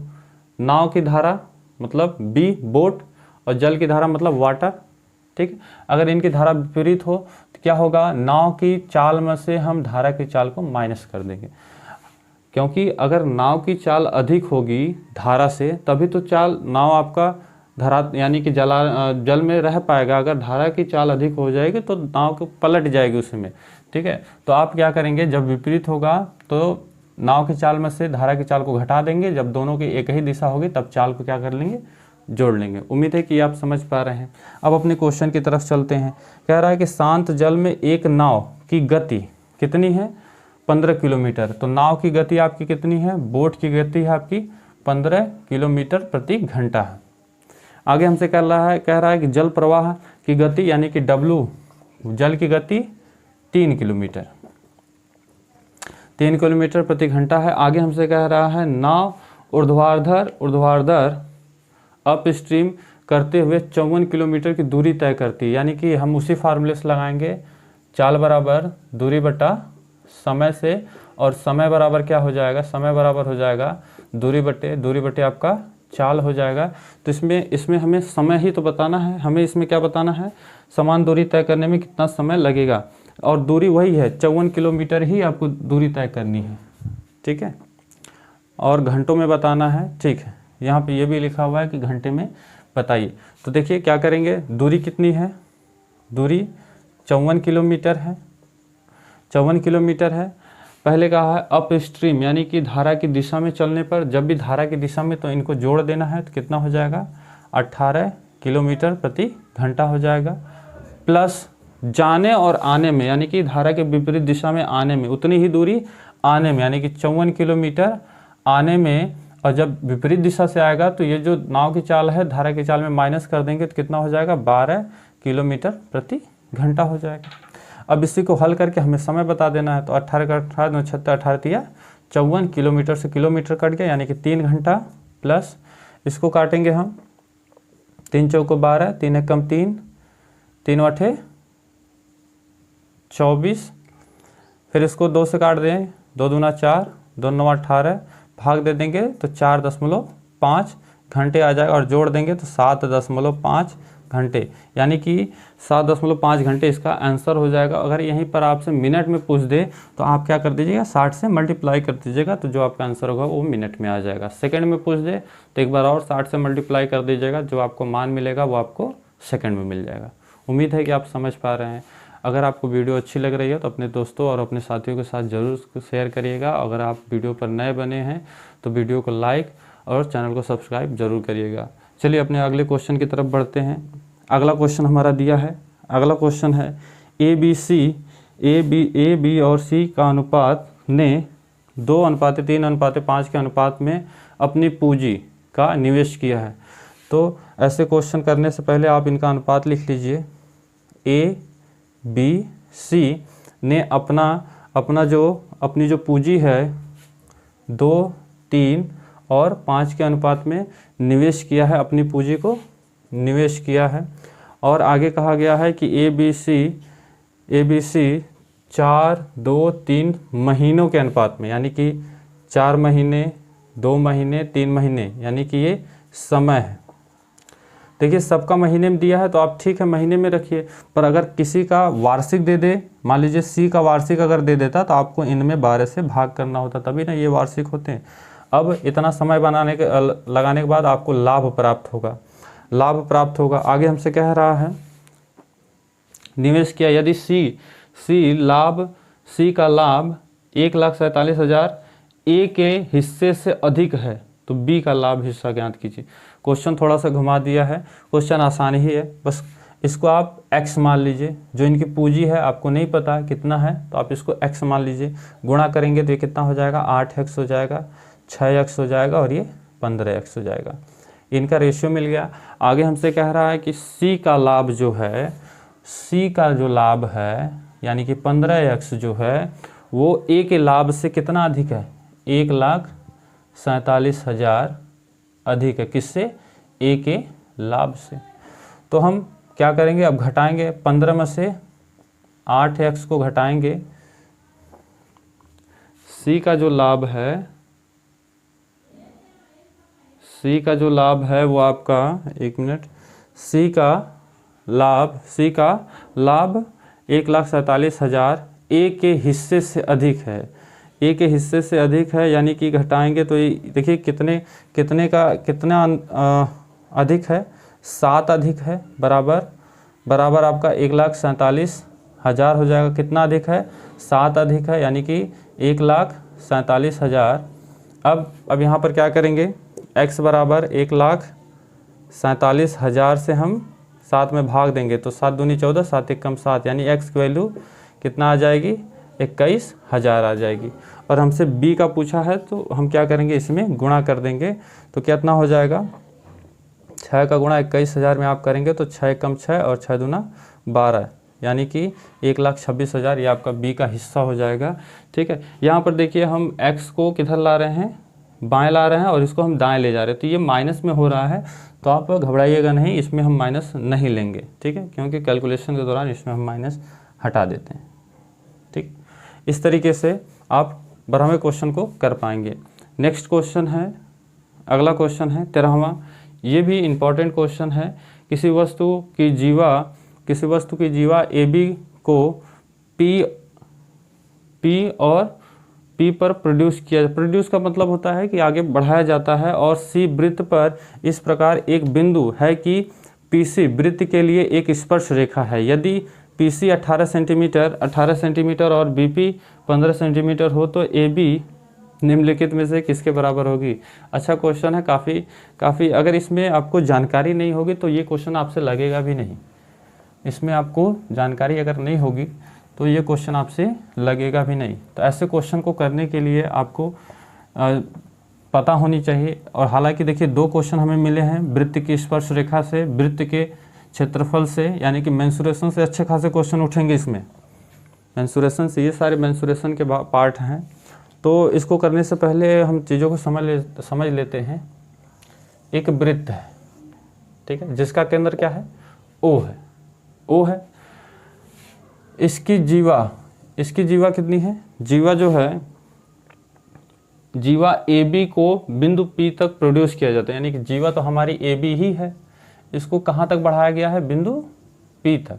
कहाँ तक बढ़ा दिया गया है, बिंदु P तक बढ़ा दिया गया है। आगे हमसे कह रहा है और C वृत्त पर इस प्रकार एक बिंदु है कि P से C जो है वो वृत्त के लिए एक स्पर्श रेखा का काम कर रही है, यानी कि कंफर्म हो गया जो C है वो क्या है, वृत्त को कहीं पर स्पर्श कर रही है। आगे हमसे कह रहा है स्पर्श के, यदि P से C की वैल्यू 18 सेंटीमीटर है और B से P की वैल्यू कितनी है, 15 सेंटीमीटर है, तो हमसे A और B का मान पूछ दिया। चलो इसका मान पूछ दिया तो इसका एक नियम होता है वृत्त के स्पर्श खंड नियम से। तो नियम क्या होता है, किसी वृत्त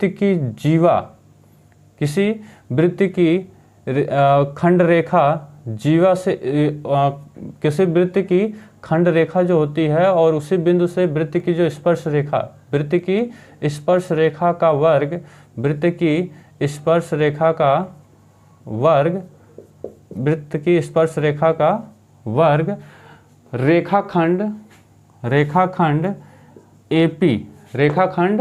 AP वृत्त के बाह्य खंड के गुणनफल के बराबर होती है। एक बार फिर से समझिएगा कि वृत्त की स्पर्श रेखा का वर्ग वृत्त के रेखाखंड जो जीवा के साथ, ये खंड रेखा होगी। ठीक है, जीवा से जो कट करके आए, जीवा से होती हुई एक खंड रेखा होगी, क्योंकि ये वृत्त को खंडित कर रही है।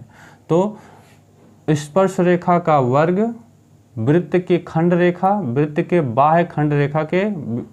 बाह्य भुजा के गुणनफल के बराबर होती है। तो ये चीज़ें आपको पता होनी चाहिए। तो इसके वजह से आप क्वेश्चन आपका आसान हो जाएगा। आप इसको क्या मान लीजिए, x मान लीजिए, और पूरी दूरी आपकी क्या हो जाएगी, x + 15 हो जाएगी। अब हल कर लीजिए, c की वैल्यू कितनी है, 18 स्क्वायर, और AP की वैल्यू कितनी है, A से P की वैल्यू कितनी है, x + 15, और आपकी BP की वैल्यू कितनी है, 15 है। अब 18 है तो इसको हम दाएं भेजेंगे तो 18 × 18 / 15 = x + 15। ठीक है, काटिए, 3 छक 18 और 5 तिहाई 3 पचे 15 हो जाएगा। इसका हम मल्टीप्लाई कर दें यानी कि गुणा कर दें, 18 छक कितना होगा 108 हो जाएगा और बटे में 5 हो जाएगा और हम बराबर x प्लस आपका 15 हो जाएगा। अगर हम भाग दे दें तो कितना हो जाएगा, 5 दूनी 10, 5 एकम 5, 3 बचेगा 10.5 छक 30 यानी कि 21.6 बराबर x प्लस 15 को दाएं भेजेंगे 21.6 माइनस 15 बराबर x हो जाएगा हमारा। अब इसमें हम क्या करेंगे, 15 में से 21 घटाएंगे, आपका 6.6 आएगा, यानी कि जो a और b के बीच की दूरी जो होगी हमारी वो 6.6 होगी। तो उम्मीद है कि आपको ये क्वेश्चन समझ में आया होगा। और परमेय जो है इसकी खंड रेखा, स्पर्श के वृत्त के स्पर्श रेखा और खंड रेखा का जो परमेय है वो आपको समझ में आया होगा। वृत्त की जो स्पर्श रेखा है उसका वर्ग वृत्त की खंड रेखा और बाह्य रेखा के गुणनफल के बराबर होती है, ये आप याद रखिएगा। ऐसे क्वेश्चन आपके सामने अगर बनते हैं तो आप आसानी से कर लेंगे। अभी तो हमने 13 क्वेश्चन किए, 13 क्वेश्चन और करेंगे तब जाकर के हमारे जो 30 क्वेश्चन होंगे वो आपके कंप्लीट होंगे। ठीक है, तो आगे क्वेश्चन अभी हम इनको क्लीन करके लिख करके तब हम आगे क्वेश्चन आपको कराएंगे। उम्मीद है कि आपको यहाँ तक चीज़ें समझ में आ गई होंगी। देखिए वीडियो थोड़ी बड़ी हो सकती है क्योंकि हम चीज़ों को विस्तार से सीख रहे हैं।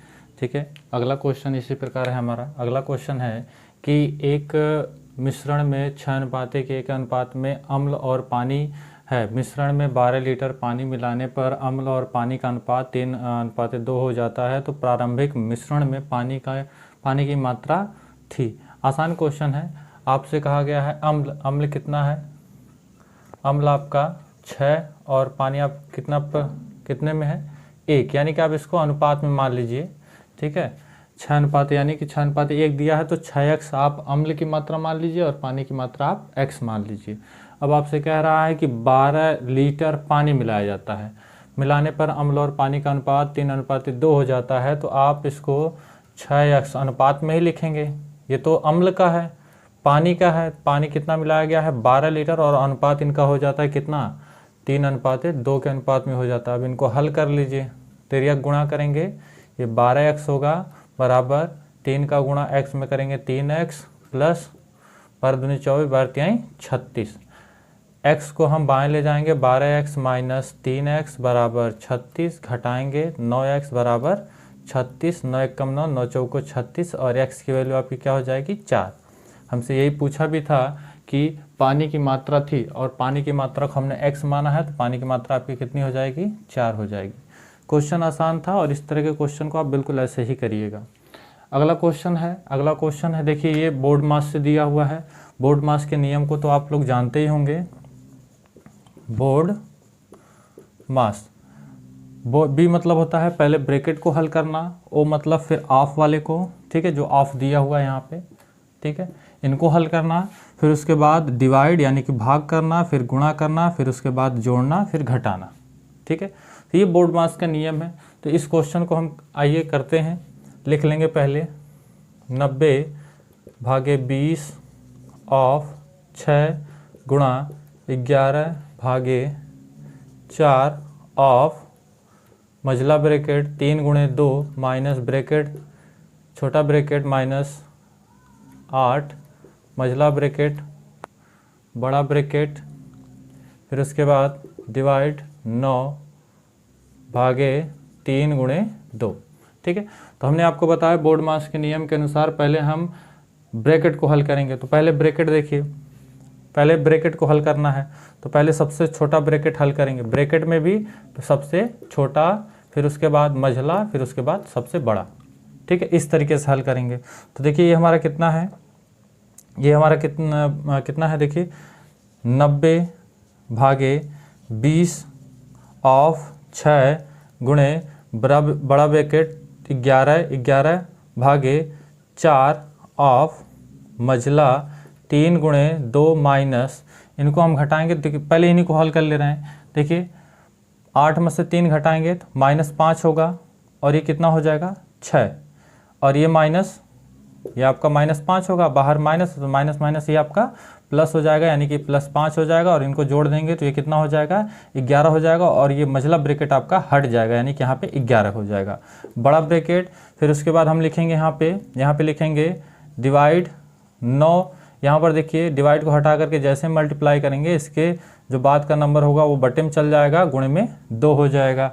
अब देखिए 90 गुणा ये जो ऑफ है, ऑफ को पहले कर लेते हैं, भागे ऑफ 20 का गुणा 6 में कर लेंगे, ऑफ की जगह हम गुणा ही लिखेंगे और बड़ा ब्रैकेट 11 गुणे भाग की जगह जैसे ही गुणा करेंगे ये नंबर बटे में चल जाएगा और ऑफ मीन्स गुणा, यानी कि यहाँ पे देखिए आपको ऑफ 4 गुणा, ऑफ का मतलब गुणा होता है और ये 11 और ये आप भाग यहीं पर रहने दीजिए। हमने बताया कि आपको ऑफ वाले को करना है पहले, फिर डिवाइड 3 त्रिका 9, 3 एक कम 3, 3 का गुणा 2 में करेंगे तो ये आपका 6 हो जाएगा।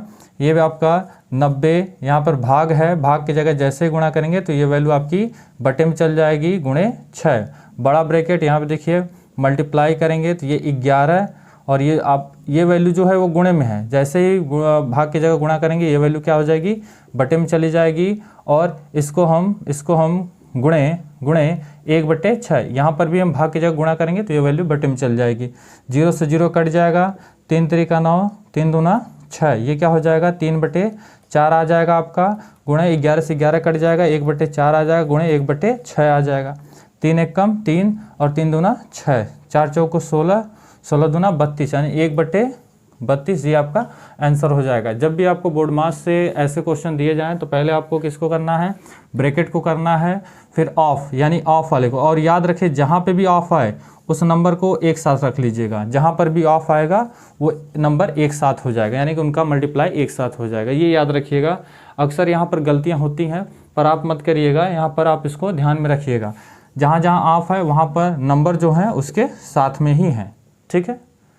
अब आगे क्वेश्चन की तरफ चलते हैं, इसको हम मिटा दे रहे हैं। अगला क्वेश्चन हमारा देखिए, क्वेश्चन अच्छे हैं, काफ़ी विस्तार से चीज़ें समझी जा रही हैं, पढ़ी जा रही हैं, तो हो सकता है कुछ समय लग जाए इनको करने और समझने में कुछ समय लग जाए, तो आप बने रहिएगा, ठीक है। और वीडियो आपको समझ में आए तो वीडियो को लाइक और चैनल को सब्सक्राइब जरूर करिएगा और अपने दोस्तों के साथ जरूर शेयर करिएगा। अगला क्वेश्चन हमारा है, अगला क्वेश्चन है एक वृत्त की परिधि की त्रिज्या से 481 अधिक है। तो हम जानते हैं वृत्त की परिधि क्या होती है, 2πr होती है। वृत्त की परिधि त्रिज्या से कितनी अधिक है 481 सेंटीमीटर अधिक है। तो वृत्त की त्रिज्या आपको निकालनी है, r को हम बाएं भेजेंगे, 2πr - r = 481 हो जाएगा। यहाँ से r कॉमन हो जाएगा, 2π - 1 = 481 हो जाएगा। यहाँ पर हम लिख सकते हैं 2 गुणे पाई का मान 22/7 - 1 लिख सकते हैं बराबर 481। यहाँ पर देखिए r की वैल्यू ये कितना हो जाएगा 44 हो जाएगा बटे 7 - 1 = 481।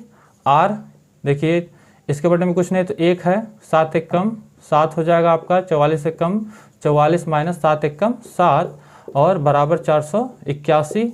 r इनमें हम घटाएंगे तो कितना आएगा हमारा, 44 में से हम 7 को घटा देंगे तो हमारा कितना आ जाएगा, ये आपका 37/7 आ जाएगा बराबर 481 आ जाएगा। अब देखिए जैसे ही हम इसको दाएं भेजेंगे तो r बराबर हो जाएगा 481 × 7 बटे में 37।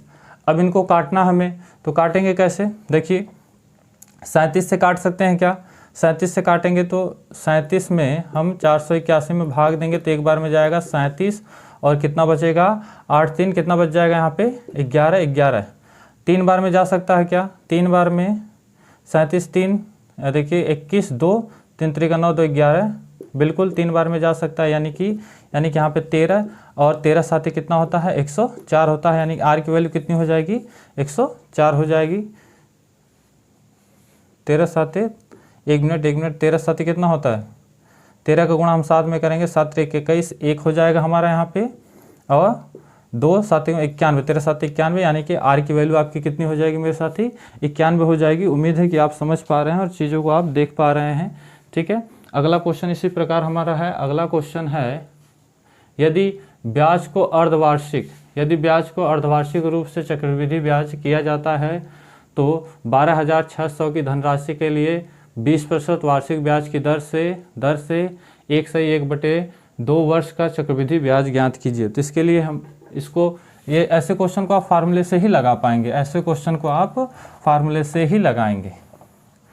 तो जब भी आपको फार्मूला दिया जाए यानी कि क्वेश्चन दिए जाए तो अर्धवार्षिक की बात किया, मतलब वर्ष का आधा यानी कि छमाही की बात कर रहा है, तो दिया है यदि ब्याज अर्धवार्षिक रूप से चक्रवृद्धि किया जाता है तो 12,000 यानी मूलधन आपका कितना है, मूलधन आपका 12,600 है, धनराशि दर कितना है आपका 20% है, और समय आपका कितना है, n आपका है 1/2 वर्ष है।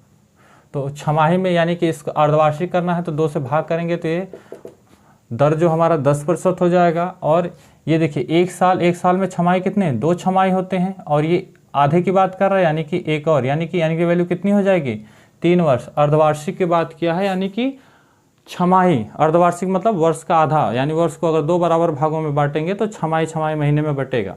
ठीक है, तो यहाँ पे 1.5 साल की बात किया है तो कितने छमाही हो जाएंगे, 3 छमाही हो जाएंगे। अब हम अपना सवाल लगाएंगे चक्रवृद्धि ब्याज का ज्ञात करने के लिए। चक्रवृद्धि ब्याज बराबर होता है मूलधन ब्रैकेट में 1 प्लस दर आपका कितना है 10% बटे में 100 और n और माइनस फिर मूलधन को हम घटा देंगे तो जो हमारा आंसर आएगा वो हमारा चक्रवृद्धि ब्याज में होगा। तो देखिए यहाँ पर 12,600 कॉमन है तो कॉमन कर लेंगे, क्या हो जाएगा यहाँ पे 1 0 से 1 0 कट जाएगा, 10 से कम 10 1 11 बटे आपका 10 हो जाएगा, और n की वैल्यू 3 है तो 3 माइनस 1 हो जाएगा। यहाँ पर 12,600 देखिए यहाँ पर 11 का क्यूब और 10 का क्यूब, तो 11 का क्यूब 1331 बटे 10 का क्यूब 1000 माइनस 1 12,600, 1 का गुणा 1000 में करेंगे तो 1331 माइनस 1000 बटे 1000। आप 12,600 को गुणा 1331 में से 1000 घटाएंगे तो कितना होगा 331 बचेगा, गुणे में 1000, 2 0 से 2 0 आपका कट गया।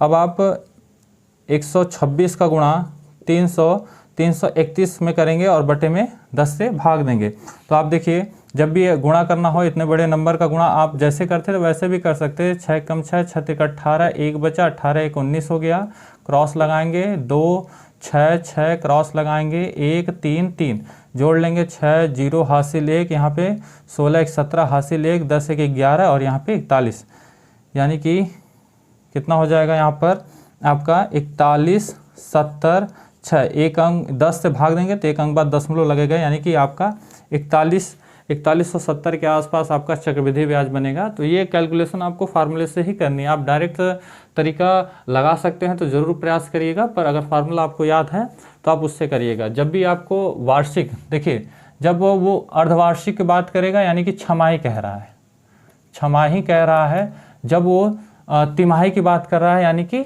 वार्षिक में तिमाही मतलब एक वर्ष में कितनी तिमाही होती हैं, तो 4 तिमाही होती हैं। तिमाही मतलब 3-3 महीने के कितने भाग किए जा सकते हैं वर्ष में, तो 3-3 महीने के 4 भाग किए जा सकते हैं एक वर्ष में, तो वो तिमाही। और अर्धवार्षिक की बात करेगा तो वो आपका छमाही होगा। ठीक है, उम्मीद है कि आप समझ पा रहे हैं। क्वेश्चन थोड़े से लेंदी होंगे और क्वेश्चन आसान होंगे अगर आप चीज़ों को प्रॉपरली करेंगे और स्पीड में करेंगे, स्पीड में यानी कि प्रयास करते रहेंगे और आपका अच्छा प्रयास होगा तो आप चीज़ों को कर ले जाएंगे। ठीक है, अगला क्वेश्चन हमारा है, अगला क्वेश्चन है ये टाइम एंड वर्क से भी देखिए क्वेश्चन आते हैं।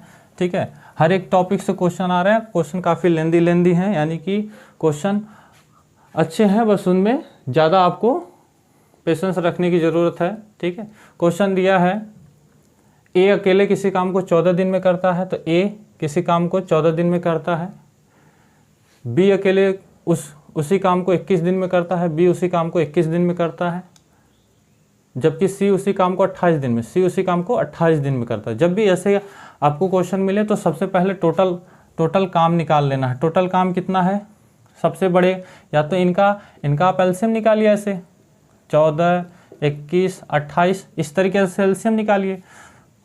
2 7 14, 2 से 21 कटेगा नहीं, नोट कर लेंगे, 2 1 कम 2 2 चौको 8, फिर 2 से काटेंगे, 2 7 14, 21 कटेगा नहीं, 7 को नोट कर लेंगे। 3 से काटेंगे, 3 7 21 और लास्ट में 7 से काट देंगे, 1 1 1, तो 2 दूना 4, 4 हो जाएगा 12, 12 7 आपका कितना हो जाएगा 84 हो जाएगा, यानी टोटल काम आपका 84 आ गया। अगर आप बड़े बड़े नंबर हैं तो एलसीएम लीजिएगा, नहीं तो क्या करिएगा सबसे बड़े नंबर का टेबल पढ़िएगा। 28 दूना कितना आपका हो जाएगा, 28 दूना आपका कितना हो जाएगा 54 हो जाएगा। 28 दूना आपका कितना हो जाएगा 54 की 56 हो जाएगा आपका। तो 28 दूना 56, 28 तिया कितना हो जाएगा 84 हो जाएगा। तो इस तरीके से आप टेबल पढ़ के भी बड़े नंबर का टेबल पढ़ेंगे और देखेंगे कि वह जो नंबर आ रहा है इस 21 से डिवाइड है कि नहीं, 14 से डिवाइड है कि नहीं, ठीक है। तो ऐसे भी आप कर सकते हैं। एलसीएम लेने के बाद हमें 84 मिला है। अब 84 में हम 14 से भाग देंगे तो कितनी बार में जाएगा, कितनी बार में 6 बार में, 14 6 84। 21 में 84 में 21 से भाग देंगे कितनी बार में जाएगा 4 बार में जाएगा। 28 में 84 से भाग देंगे कितनी बार में जाएगा 3 बार में जाएगा। यानी कि इनकी क्षमता हमें निकाल लेनी है, ठीक है। अब आगे हमसे कहा है तीनों एक साथ उसी काम को काम को पूरा करने में तीनों ने एक साथ काम पूरा किया और काम पूरा करने के लिए उन्हें कितना मिला है 1040 रुपये भुगतान किए गए हैं, यानी कि मिले हैं। भुगतान के लिए बी का हिस्सा कितना होगा, तो सबसे पहले क्या कर लेना है, इनको जोड़ लीजिएगा। जोड़ेंगे तो कितना होगा 13 हो जाएगा, यानी कि टोटल एफिशिएंसी उनकी क्षमता के अनुसार उन्हें कितना मिला है, कितना दिया गया है 1040 रुपये दिया गया है। 13 कम 13, 13 8 104 10, यानी कि एक यूनिट की वैल्यू 80 रुपये हो गई। और हमसे बी का हिस्सा पूछा है, तो बी का हिस्सा कितना है 4, तो इस 80 में 4 का गुणा कर दीजिएगा, 4 8 32, यानी कि 320 रुपये। 300 रुपये बी का हिस्सा होगा। अगर आपसे ए का हिस्सा पूछ दे तो आप 6 से गुणा कर दीजिएगा 80 में, 480 हो जाएगा। अगर आपसे सी का हिस्सा पूछे तो 3 में आप 80 का गुणा कर दीजिएगा, 240 हो जाएगा, ठीक है। उम्मीद है कि आप ऐसे क्वेश्चन भी कर लेंगे, ठीक है। और टाइम वर्क में ऐसे क्वेश्चन ऐसे ही आपको करना है। कितने दिन में काम पूरा कर रहा है, टोटल काम आप निकाल लीजिएगा, भाग दे करके इनकी क्षमता निकाल लीजिएगा, ठीक है। ऐसे आप क्वेश्चन को बिल्कुल अच्छे तरीके से कर लेंगे। इसी प्रकार से हमारा अगला क्वेश्चन है, एक मंदिर के शंक्वाकार शीर्ष के भाग की तिर्यक ऊंचाई। एक मंदिर है और उसके ऊपर के भाग के जो शीर्ष शंक्वाकार है, एक शंक्वाकार है, ठीक है। कह रहा है कि तिर्यक ऊंचाई 10 मीटर और उसके आधार की त्रिज्या 11 सेंटीमीटर है। यदि इसे पेंट कराने की अनुमानित लागत 7 रुपये प्रति मीटर स्क्वायर हो तो वक्रपृष्ठीय क्षेत्रफल को पेंट करने की कुल लागत ज्ञात कीजिए। पाई का मान 22/7। तो हम आपको बता दें शंकु के आकार का ये होता, शंकु आकार का है और ये इसके नीचे का गोल भाग होता है। और यहाँ से एक हम लंब डालेंगे तो ये आपकी ये ऊंचाई होगी, ये आपकी तिर्यक ऊंचाई होगी और ये आपकी त्रिज्या होगी। तिर्यक ऊंचाई आपको दी हुई है, तिर्यक ऊंचाई आपकी कितनी है 10 मीटर है, तो आपकी तिर्यक ऊंचाई यहाँ पर 10 मीटर हो जाएगी। और यहाँ पर आपकी क्या है त्रिज्या दी हुई है, त्रिज्या आपकी कितनी है 11 है, तो यहाँ पर त्रिज्या आपकी 11 मीटर हो जाएगी। हमसे कहा है कि वक्र पृष्ठ क्षेत्रफल, तो आपको पता होना चाहिए मेंसुरेशन में कि वक्र पृष्ठ क्षेत्रफल का फार्मूला होता क्या है। वक्र पृष्ठ क्षेत्रफल का फार्मूला होता है पाई आर एल होता है। वक्र पृष्ठ के क्षेत्रफल का फार्मूला पाई आर एल होता है। तो पाई का मान 22/7 हो गया, आर की वैल्यू 11 मीटर हो गई और एल की वैल्यू आपकी कितनी हो गई, एल की वैल्यू आपकी 10 मीटर हो गई, ठीक है। यहाँ पे 11 मीटर है और गुणे, तो ये आपका वक्र पृष्ठ क्षेत्रफल हो गया। और आगे हमसे कहा है कि 7 रुपये प्रति का मतलब होता है बटा, प्रति का मतलब होता है बटा 1 मीटर स्क्वायर। तो इसके वक्र पृष्ठ का क्षेत्रफल पेंट कराने की लागत यानी कि 7 रुपये प्रति मीटर स्क्वायर, ठीक है। यानी कि 7 से गुणा कर देंगे। देखिए मीटर स्क्वायर से मीटर स्क्वायर कट जाएगा, 7 से 7 कट जाएगा। अब हम 11 का 22 में गुणा करेंगे तो 11 दूना 22 के 2, हाथ से लगा 2 का 22 2 24 और 10 का गुणा करेंगे 10, यानी कि आपको कितनी लागत देनी होगी 2420 रुपये में आपकी लागत होगी उसको पेंट कराने में, ठीक है। तो ऐसे क्वेश्चन में आपको शंकु आकार यानी शंकु की जानकारी होनी चाहिए। शंकु की जानकारी में आपको हम बता दें कि शंकु का आयतन होता है 1/3 पाई आर स्क्वायर एच, ये आपका आयतन होता है। और देखिए एक समकोण त्रिभुज के आकार का बन रहा है, तो एक इसमें और फार्मूला होता है L स्क्वायर बराबर H square plus R square. ठीक है, एक चीज़ और है, ये देखिए नीचे का जो भाग है वो वृत्त के आकार का है, तो वृत्त का जो क्षेत्रफल होगा पाई R स्क्वायर के रूप में होगा। ठीक है, वृत्त का जो नीचे का एरिया का क्षेत्रफल होगा या ये परिधि कह सकते हैं, तो परिधि के लिए जो वृत्त का फार्मूला है पाई R, परिधि के लिए वही इसके लिए भी होगा, और क्षेत्रफल के लिए पाई R स्क्वायर। तो ये आयतन होता है, यह आपका वक्र पृष्ठ होता है पाई R L, और ये जो होता है लंबाई, तिर्यक ऊंचाई और त्रिज्या में पाइथागोरस प्रमेय से एक सूत्र होता है। तो शंकु के बारे में आपको जानकारी अच्छी होनी चाहिए, जिसकी मदद से आप क्वेश्चन को लगा पाएँ। तो ये भी क्वेश्चन अच्छा था, आसान था, बस फार्मूले पे इसको करना था। इसी प्रकार से हमारा अगला क्वेश्चन है, आप जब प्रयास करेंगे तो क्वेश्चन आप आसानी से कर पाएंगे। ठीक है, अगला क्वेश्चन इसी प्रकार हमारा है। अगला क्वेश्चन है, जब धनात्मक पूर्णांक n को 12 से विभाजित किया जाता है तो शेषफल, यानी कि n में हम 12 से भाग देते हैं तो शेषफल कितना आता है, 5 आता है। और कह रहा है कि 8 n स्क्वायर प्लस 7 में हम जब 12 से भाग देंगे तो शेषफल कितना आएगा, यानी कि शेषफल पूछ रहा है कितना आएगा।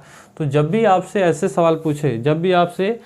सवाल पूछे तो आप ये याद रखिएगा। आप पहले छोटी सी चीज़ देखिए, अगर हम 3 में 2 से भाग दे रहे हैं तो भाग तो एक बार में जाएगी, शेषफल कितना आएगा, 1 आएगा। और कहीं ना कहीं हम इसको अगर 1/2 लिख दें तब भी कह सकते हैं कि ये जो शेषफल है वो एक ही होगा कि नहीं। तो कहीं ना कहीं जो ये n की वैल्यू है ये क्या है, 5 है। ठीक है, ऐसे क्वेश्चन में जब भी आपसे शेषफल दे एक का और दूसरी संख्या से उसी भाजक से भाग करे और शेषफल पूछे, तो जो आपको पहला शेषफल होता है वही उसकी n की वैल्यू होती है। तो n की वैल्यू रख देंगे 8 गुणे 5 का स्क्वायर प्लस 7/12, कितना हो जाएगा 8 गुणे 25 प्लस 7, 25 का गुणा 8 में करेंगे तो कितना हो जाएगा आपका 25 चौका 100 होता है, यानी कि 200 प्लस 7/12, 200 7/12 हो जाएगा।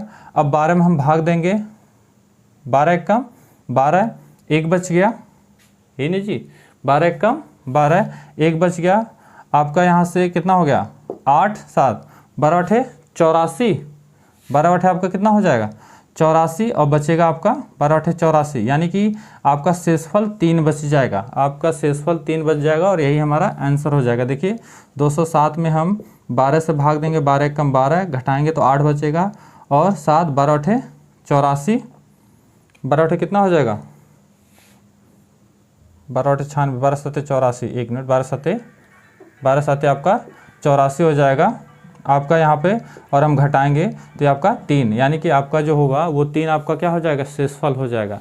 तो ऐसे क्वेश्चन को आप उम्मीद है कि ऐसे ही करेंगे। ठीक है, आपको जब भी भाजक से किसी नंबर में भाग दे और शेषफल आपको बोले कि जितना भी बचे, और फिर उसी भाजक से किसी अन्य नंबर से भाग दे, तो आप समझ जाइएगा कि जो हमारा शेषफल नंबर दिया है वही n की वैल्यू है। 21वां क्वेश्चन देखिए, 21वां क्वेश्चन भी आसान है, इंपॉर्टेंट क्वेश्चन है, और औसत से ऐसे ही क्वेश्चन आते हैं। देखिए कह रहा है 20 संख्याओं का औसत। तो जब भी आपसे पूछें तो औसत क्या होता है, औसत बराबर होता है संख्याओं का योग बटे कुल संख्या।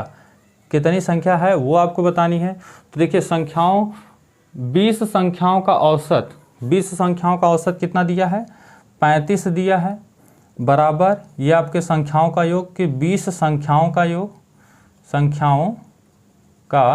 योग, और कितनी संख्या है 20, तो इनका हम क्या करेंगे, तिर्यक गुणा करेंगे, तो 20 संख्याओं का योग हमें मिलेगा, कितना हो जाएगा 35 दूना 70, यानी कि 700 हमें 20 संख्याओं का योग मिल गया। अब उसमें कह रहा है 24, 20, 21 और 27। तो देखिए 24 हो गया, 20 हो गया, 21 और 27 को घटा दिया जाए। तो यानी कि ऐसे 4 संख्या दी गई हैं जिनको कह रहा है घटा दिया जाए, यानी कि ये 20, 40, 60, 80 हो गया, 80 और 1 90, 4 और 3 5, यानी कि कितना हो गया 92। आप इसमें क्या करेंगे 92 8, ठीक है, आप इसमें 92 घटा देंगे, घटाएंगे तो यहाँ पर 8 आ जाएगा, 0 हो जाएगा, और ये आपका 6 हो जाएगा, यानी कि 600 आपका 8 हो गया। अब बताइए हमने 20 में से कितनी संख्याएं घटा दी, 4 संख्याएं घटा दी, तो कितनी संख्याएं बची हमारी, 16 संख्याएं बची, 16 संख्याएं ही न बची। अब हम क्या करेंगे, 608 में 16 से भाग देंगे। 16 तिया आपका 48 होता है, 16 32, 16 तिया 48, 48 हो जाएगा। 16 अठे और 128, 16 अठे आपका कितना हो जाएगा 128, यानी कि जो बची हुई संख्या होंगी उनका औसत आपका 38 हो जाएगा। ठीक है, जब भी आप भाग देंगे 608 में तो 16 तिया आपका 48 हो जाएगा और यहाँ से आपका बचेगा 2 1 12 यानी 8 और 16 तिया 48 और 16 अठे 128। ठीक है, तो इस तरीके से आपका आंसर हो जाएगा। उम्मीद है कि आप समझ पा रहे हैं। ठीक है, उम्मीद है कि आपको चीज़ें समझ में आ रही हैं। तो इसका जो औसत होगा 38 हो जाएगा। इसी प्रकार से अगला क्वेश्चन है। अगला क्वेश्चन हमारा है 20% वार्षिक दर से किसी निश्चित धनराशि पर प्राप्त ब्याज कितने वर्ष में उसका 3/8 भाग हो जाएगा। देखिए, ये भी इंपॉर्टेंट क्वेश्चन है, छोटा सा ही है पर थोड़ा सा इसमें आपको समझने की ज़रूरत है। चीज़ें आसान हैं, बस आप अगर समझेंगे तो ज़रूर कर लेंगे। ठीक है, इसमें क्वेश्चन में देखिए कह रहा है कि 5% वार्षिक ब्याज की दर से, इनको हम मिटा दे रहे हैं। हमसे क्वेश्चन में कहा है, क्वेश्चन है कि 5% वार्षिक दर से, यानी कि आर की वैल्यू आपके पास है, कितना है 5%, बिल्कुल है। कह रहा है किसी निश्चित धनराशि का हमें पता नहीं है, यानी मूलधन हमें नहीं पता है, तो हम उसको मान लेंगे x। चलिए x मान लिए।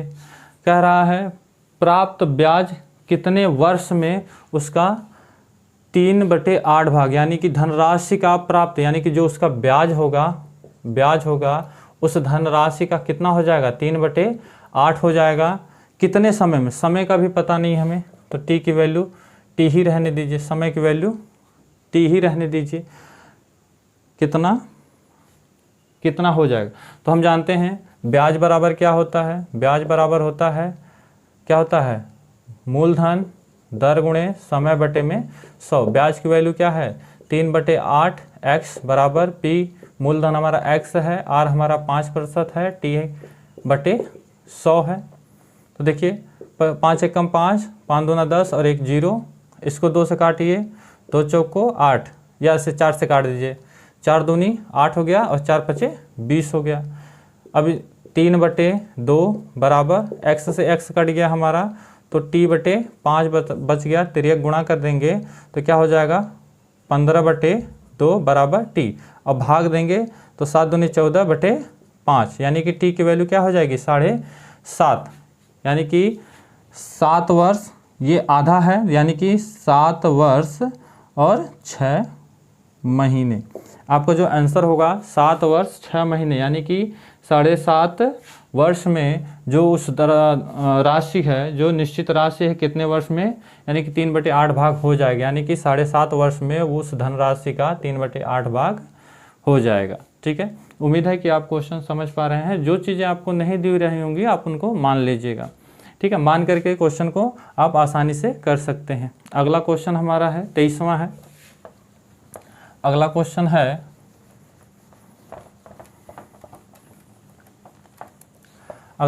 है, ए और बी एक ही समय पर बिंदु M से बिंदु N की ओर चलना शुरू करते हैं। मान लीजिए कोई A और B हैं, ये दोनों एक ही बिंदु M से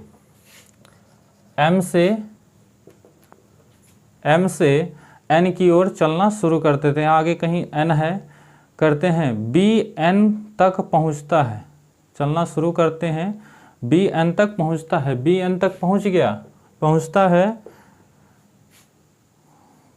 पहुंचता है परंतु वापस M की ओर चलना शुरू करता है, यानी कि B गया भी और वापस आ भी रहा है। M और N के कहाँ गया, M की ओर चलना शुरू करता है, वह बिंदु O पर A से मिलता है, यानी कि B गया N बिंदु पर और वापस आया तो वो कहीं बिंदु O पर मिला, वो बिंदु कहीं O पर मिला, किससे, A और B से O पर मिला। आगे कह रहा है कि M और N के बीच की दूरी 245 किलोमीटर है, यानी कि इनके बीच की दूरी 200 कितनी है 45 किलोमीटर है। यदि ए और बी की चाल क्रमशः कितनी है 26 किलोमीटर, यानी कि ए की जो चाल है 26 किलोमीटर और बी की जो चाल है 65 किलोमीटर। तो इसमें दिया है O और N के बीच की दूरी कितनी होगी, यानी कि O और N के बीच की दूरी पूछ रहा है, तो जिसके बारे में हमसे पूछता है उसको आप x मान लीजिए, x किलोमीटर मान लीजिए, क्योंकि हमें उसी के बीच की दूरी निकालनी है और पूरी दूरी हमें 45 दी है, तो इसकी दूरी आपकी कितनी हो जाएगी 245 माइनस x किलोमीटर। इतना तो आप कर ही लेंगे। आगे हमसे कह रहा है N और O और N के बीच की दूरी ज्ञात करनी है। तो हम जानते हैं चाल बराबर क्या होता है, चाल बराबर होता है दूरी बटा समय होता है, ठीक है। और हमें यही पूछ रहा है कि इनके बीच की दूरी क्या है, तो यानी कि दोनों का अगर समय देखा जाए तो समय बराबर क्या हो जाएगा दूरी बटे आपका चाल हो जाएगा, बिल्कुल हो जाएगा। अब ये देखिए कि इसमें जो B की चाल है वो अधिक है, तो B अधिक दूरी तय करेगा, यानी कि एक बार N के पास गया और वापस भी आ रहा था, तब तक B से मुलाकात हो गई। B की चाल धीमी है, तो ये बताइए 245 में ये x दूरी ऐड करेंगे कि नहीं, x दूरी ऐड करेंगे। और चाल किसकी है, तेज ऐड कर रहे हैं 65 किलोमीटर और बराबर और जो हमारा A था ए की दूरी में हम 245 माइनस x करेंगे, क्योंकि वो बिंदु O पर आकर के मिल रहे हैं और इसकी जो चाल है वो 26 किलोमीटर है, ठीक है। अब इसको हल करेंगे, 13 पचे 65 और 13 दूना 26, कितना हो जाएगा 2 का गुणा आप इसमें करेंगे 245 प्लस x बराबर 245 माइनस x गुणे 5, 2 का गुणा करेंगे 10, 8 1 9 और 400 आपका 90 हो जाएगा, प्लस 2x बराबर 5 का गुणा करेंगे 5 25 5 2 20 2 22 2 और 10 2 12, यानी 12 25 और माइनस 5x हो जाएगा। इसको हम बाएं लाएंगे और इस 490 को हम दाएं भेज देंगे, यानी कि 2x प्लस कितना हो जाएगा आपका 5x बराबर 1225, इसको हम दाएं भेजेंगे तो माइनस 490, कितना हो जाएगा 7x बराबर, इसमें हम 490 को घटाएंगे तो कितना होगा 5 हासिल लेंगे, 12 में से 9 जाए 3 बचेगा और 11 में से 4 जाए तो आपका 7 बच जाएगा, यानी कि 735 और x बराबर हो जाएगा 7 एकम 7 7 पचे 35, यानी x का मान आपका हो जाएगा 105। और जैसे ही x का मान आपको 105 हो गया और आपको यही बताना था कि M O और N के बीच की दूरी कितनी है, तो O और N के बीच की दूरी कितनी होगी 105 होगी। उम्मीद है कि आप चीज़ें समझ पा रहे हैं, ठीक है। इसी प्रकार से अगला क्वेश्चन है कि a प्लस 1/a की वैल्यू 5 है, तो a की और b का मान ज्ञात कीजिए।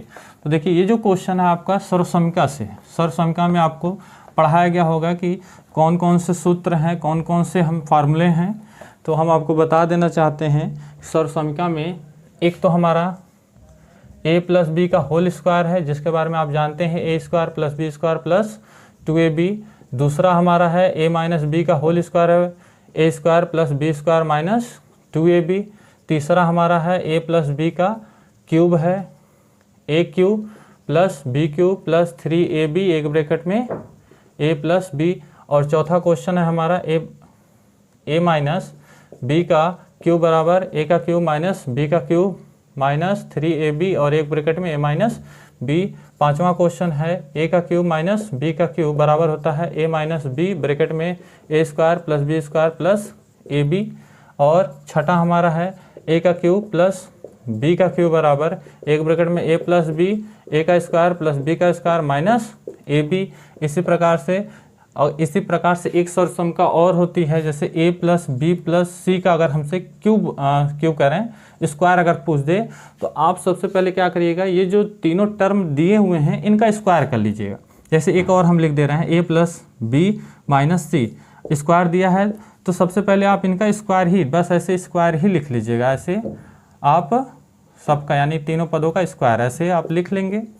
लिखने के बाद अब देखिए यहाँ पर आपका क्या हो जाएगा 2, यहाँ पे प्लस मत करिएगा, 2ab लिख दिया हमने, फिर 2bc लिख दिया हमने, 2ca लिख दिया। अब देखिए a के सामने प्लस है, b के सामने प्लस, तो प्लस का प्लस में गुणा करेंगे तो यहाँ पे प्लस होगा। b और c के सामने प्लस है तो प्लस का प्लस में गुणा करेंगे तो यहाँ पे भी प्लस होगा। c और a के सामने प्लस प्लस है तो प्लस का गुणा करेंगे तो यहाँ पे भी प्लस होगा, और ये फार्मूला हमारा सर्वसंख्या का बन गया। इसमें भी उसी प्रकार से हम लिखेंगे 2ab 2bc और 2ca। अब हमें चिन्ह लगाना है, a के सामने प्लस, b के सामने प्लस, तो प्लस का प्लस में गुणा करेंगे प्लस आएगा, प्लस का माइनस में गुणा करेंगे तो माइनस होगा, और माइनस का फिर प्लस में गुणा करेंगे तो आपका माइनस होगा। तो इस तरीके से आप ये सर्वसंख्या लिख सकते हैं। इसी प्रकार a माइनस बी और a प्लस बी का भी होता है a का स्क्वायर माइनस b का स्क्वायर। ठीक है, तो कई सारी सर्वसंख्याएं भी हैं, और भी सर्वसंख्याएं हैं, तो आप उनको एक बार जरूर देख लीजिएगा। क्वेश्चन में देखिए जो हमें क्वेश्चन दिया गया है कि f ऑफ x यानी कि यहाँ पे a प्लस 1/a की वैल्यू कितनी है 5 है, तो a प्लस 1/a की वैल्यू कितनी है 5 है, और हमसे a Q plus 1/a Q की वैल्यू पूछ रहा है। तो ये जो क्वेश्चन है ये किस सर्वसंख्या पे लगेगा, ये किस सर्वसंख्या पे लगेगा हमारे, देखिए ये छठे वाले पे, किस पे लगेगा, छठे वाले सर्वसंख्या पे लग जाएगा। छठे पे नहीं, इसमें नहीं, आपका ये देखिए तीसरे वाले पे लगेगा। ठीक है, ये जो क्वेश्चन हमारा तीसरे सर्वसंख्या पे ही लगेगा। देखिए ब्रैकेट में वैल्यू इनकी दी हुई है। ठीक है, हमें ए क्यू और बी क्यू की वैल्यू निकालनी है, तो हम क्या करेंगे, a प्लस 1/a क्यू बराबर लिखेंगे a का क्यू प्लस 1/a का क्यू, एक का क्यू एक ही होता है, और बटे में a का क्यू प्लस 3ab। ठीक है, और फिर ब्रैकेट में a प्लस b। अब देखिए यहाँ से दोनों में a है तो a से a कट जाएगा, हमारा a से आपका a कट जाएगा, क्या बचेगा, यहाँ पर वैल्यू क्या दी हुई है 5 दी है, तो 5 का क्यू बराबर a का क्यू प्लस 1/a का क्यू प्लस 3 गुणा 5, यही है। 5 का क्यू कितना होता है 125 होता है, बराबर a का क्यू प्लस 1/a का क्यू प्लस ये कितना हो जाएगा 15, और 15 को हम 25 में से घटाएंगे, तो 0 1 यानी कि आपका कितना हो जाएगा 110 हो जाएगा। वो किसका मान होगा, a का क्यू प्लस 1/a की क्यू का मान हो जाएगा। ये सारी सर्वसंख्याएं हैं, इनको आप जरूर याद रखिएगा। ठीक है, इनसे क्वेश्चन बन जाता है, और ऐसे क्वेश्चन को हम फार्मूले से ही करेंगे। अगला क्वेश्चन 25वां, ये भी इंपॉर्टेंट है। क्वेश्चन अच्छे हैं, क्वेश्चन में चीज़ें अच्छी दी हुई हैं कि अगर आप सॉल्व करें तो आसानी से किस तरीके से कर रहे हैं, कैसे कर रहे हैं, चीज़ें आप किस तरीके से जोड़ घटा रहे हैं, वो भी मायने रखता है। ठीक है, उम्मीद है कि जो चीज़ें आपको बताई जा रही हैं, समझाई जा रही हैं, वो आप अच्छे तरीके से कर पा रहे हैं, समझ पा रहे हैं। ठीक है मेरे साथी, अगला क्वेश्चन दिया है कि एफ ऑफ एक्स में यानी कि 15x cube minus 14x square minus 4x plus 10 को 3x माइनस 2 से विभाजित किया जाए तो शेषफल ज्ञात कीजिए। यहाँ से तो आपको शेषफल पूछ रहा है, पर यहीं पर आपसे अगर भागफल पूछ लेता, तो देखिए 15x cube minus 14x square minus 4x plus 10 में हम किससे भाग देंगे 3x प्लस 2 से। देखिए शेषफल की बात है तो शेषफल के लिए एक दूसरा तरीका होता है, पर अगर यहीं पर भागफल पूछ ले तब क्या करेंगे। ये कक्षा 9-10 में पढ़ाया जाता है कि कैसे भाग दिया जाए। तो देखिए हमें नहीं पता है कि हम इसमें किससे गुणा करें कि हमें 15x क्यूब मिले, तो आप यहाँ पे 15x क्यूब लिखिएगा और यहाँ पर 3x से भाग दे दीजिएगा, तो एक x से एक x कट जाएगा, 3 एक कम 3, 3 5 15 यानी कि 5x क्या बचेगा स्क्वायर, यानी कि हमें पता चला कि 5x स्क्वायर से हमें किस में गुणा करना है 5x स्क्वायर से हमें 3x प्लस 2 में गुणा करना है। 5 तिहाई 15, x का x में गुणा करेंगे x क्यूब हो जाएगा प्लस 5 दूनी 10 और ये x स्क्वायर। हम इन नंबरों को बिल्कुल ठीक इनके नीचे लिखेंगे, माइनस प्लस है 10x स्क्वायर बटे में इसके सामने प्लस है तो माइनस, प्लस है तो माइनस, ऊपर प्लस नीचे minus, same number cancel out 0 हो जाएगा, ऊपर माइनस नीचे भी माइनस, तो ये माइनस 24x स्क्वायर हो जाएगा। अब हमें नहीं पता है क्या करेंगे, ये नंबर नोट कर लेंगे 4x। अब हमें नहीं पता कि यहाँ पर 24x माइनस 24x² कैसे आएगा, तो आप लिखिएगा -24x² बटे में इस 3x से भाग दे दीजिएगा। एक x कट जाएगा, 3×8 = 24 यानी कि -8x। आपको नंबर मिल गया -8x। 8x से किस में गुणा करेंगे, 3x + 2 में करेंगे। 8 × 24 x आपका x² हो जाएगा, यहाँ पे माइनस यहाँ पे प्लस, तो आपका यहाँ पे क्या हो जाएगा, माइनस हो जाएगा, और माइनस प्लस माइनस 8 दूनी 16, 16x हो जाएगा। बिल्कुल नंबरों के नीचे रखेंगे इनको, x² - 16x, यहाँ पे माइनस है तो प्लस, माइनस है तो प्लस, हम चिन्ह बदल देते हैं, ऊपर माइनस नीचे plus, same number, cancel out 0 हो जाएगा। और यहाँ पर 4 माइनस में है, 16 प्लस में है, तो 16 में से 4 जाएगा, 12 होगा, और 16 के सामने प्लस, इस चिन्ह का कोई मतलब नहीं होता है, इसके सामने प्लस है तो यहाँ पर भी प्लस ही रहेगा। और आगे का नंबर जो है 10, इसको हम नोट कर लेते हैं। अब हमें क्या चाहिए, 12x चाहिए, तो इस 12x में आप किससे भाग देंगे, 3x से भाग देंगे, तो x कट गया, 3 × 1 = 3, 3 × 4 = 12, यानी कि 4 से हम क्या करेंगे, इसमें +4 से गुणा करेंगे, और 4 से गुणा किस में करेंगे, 3x + 2 में करेंगे। 4 × 3 = 12 हो गया, 12x 4 × 3 = 12 और प्लस 4 दूनी 8, तो देखिए 12x + 8, प्लस है तो माइनस, प्लस है तो माइनस, 12 ऊपर प्लस में नीचे माइनस में, सेम नंबर, कैंसिल आउट। यहाँ पे 0 के बजाय हम सीधे काट दे रहे हैं, और 10 में से 8 जाए, बचेगा 2, यानी कि शेषफल आपका कितना हो गया, 2 हो गया। और यही हमसे क्वेश्चन में पूछ रहा था कि शेषफल प्राप्त होगा, तो शेषफल प्राप्त करने का सबसे अच्छा तरीका ये भी है, लेकिन क्वेश्चन में थोड़ा सा और घुमा दे, कह दे कि भागफल बताइए, तो भागफल आपको ज्ञात करना होगा और बताना होगा कि भागफल कितना होगा। एक तरीका और था ऐसे क्वेश्चन में एक तरीका और शेषफल ज्ञात करने का, सिर्फ शेषफल ज्ञात करने का एक तरीका और है, भागफल आप इससे नहीं ज्ञात कर सकते। आपको ये बहुपद दिया हुआ है, ये बहुपद से है, और इस वैल्यू को आप क्या करिएगा, 3x + 2 को आप 0 के बराबर मान लेंगे, ठीक है। 3x = 2 को हम दाएं भेजेंगे तो -2 होगा, और x = -2/3। अब इस बहुपद में जहाँ पे आपको x दिख रहा है, वहाँ पर आप -2/3 रख देंगे, और हल करेंगे तो जो लास्ट में नंबर बचेगा वो आपका 2 ही आएगा। तो इस तरीके से भी आप शेषफल निकाल सकते हैं। देखिए हम एक लाइन कर दे रहे हैं, जैसे यहाँ पे 15 है और -x³ है, तो -2x³ है, तो -2/3 का क्यूब, -14 -2/3 का स्क्वायर, -4 -2/3 और +10। जब आप इसको हल करेंगे तो आपको लास्ट में 2 ही मिलेगा, और यही बहुपद का क्या हो जाएगा, शेषफल हो जाएगा।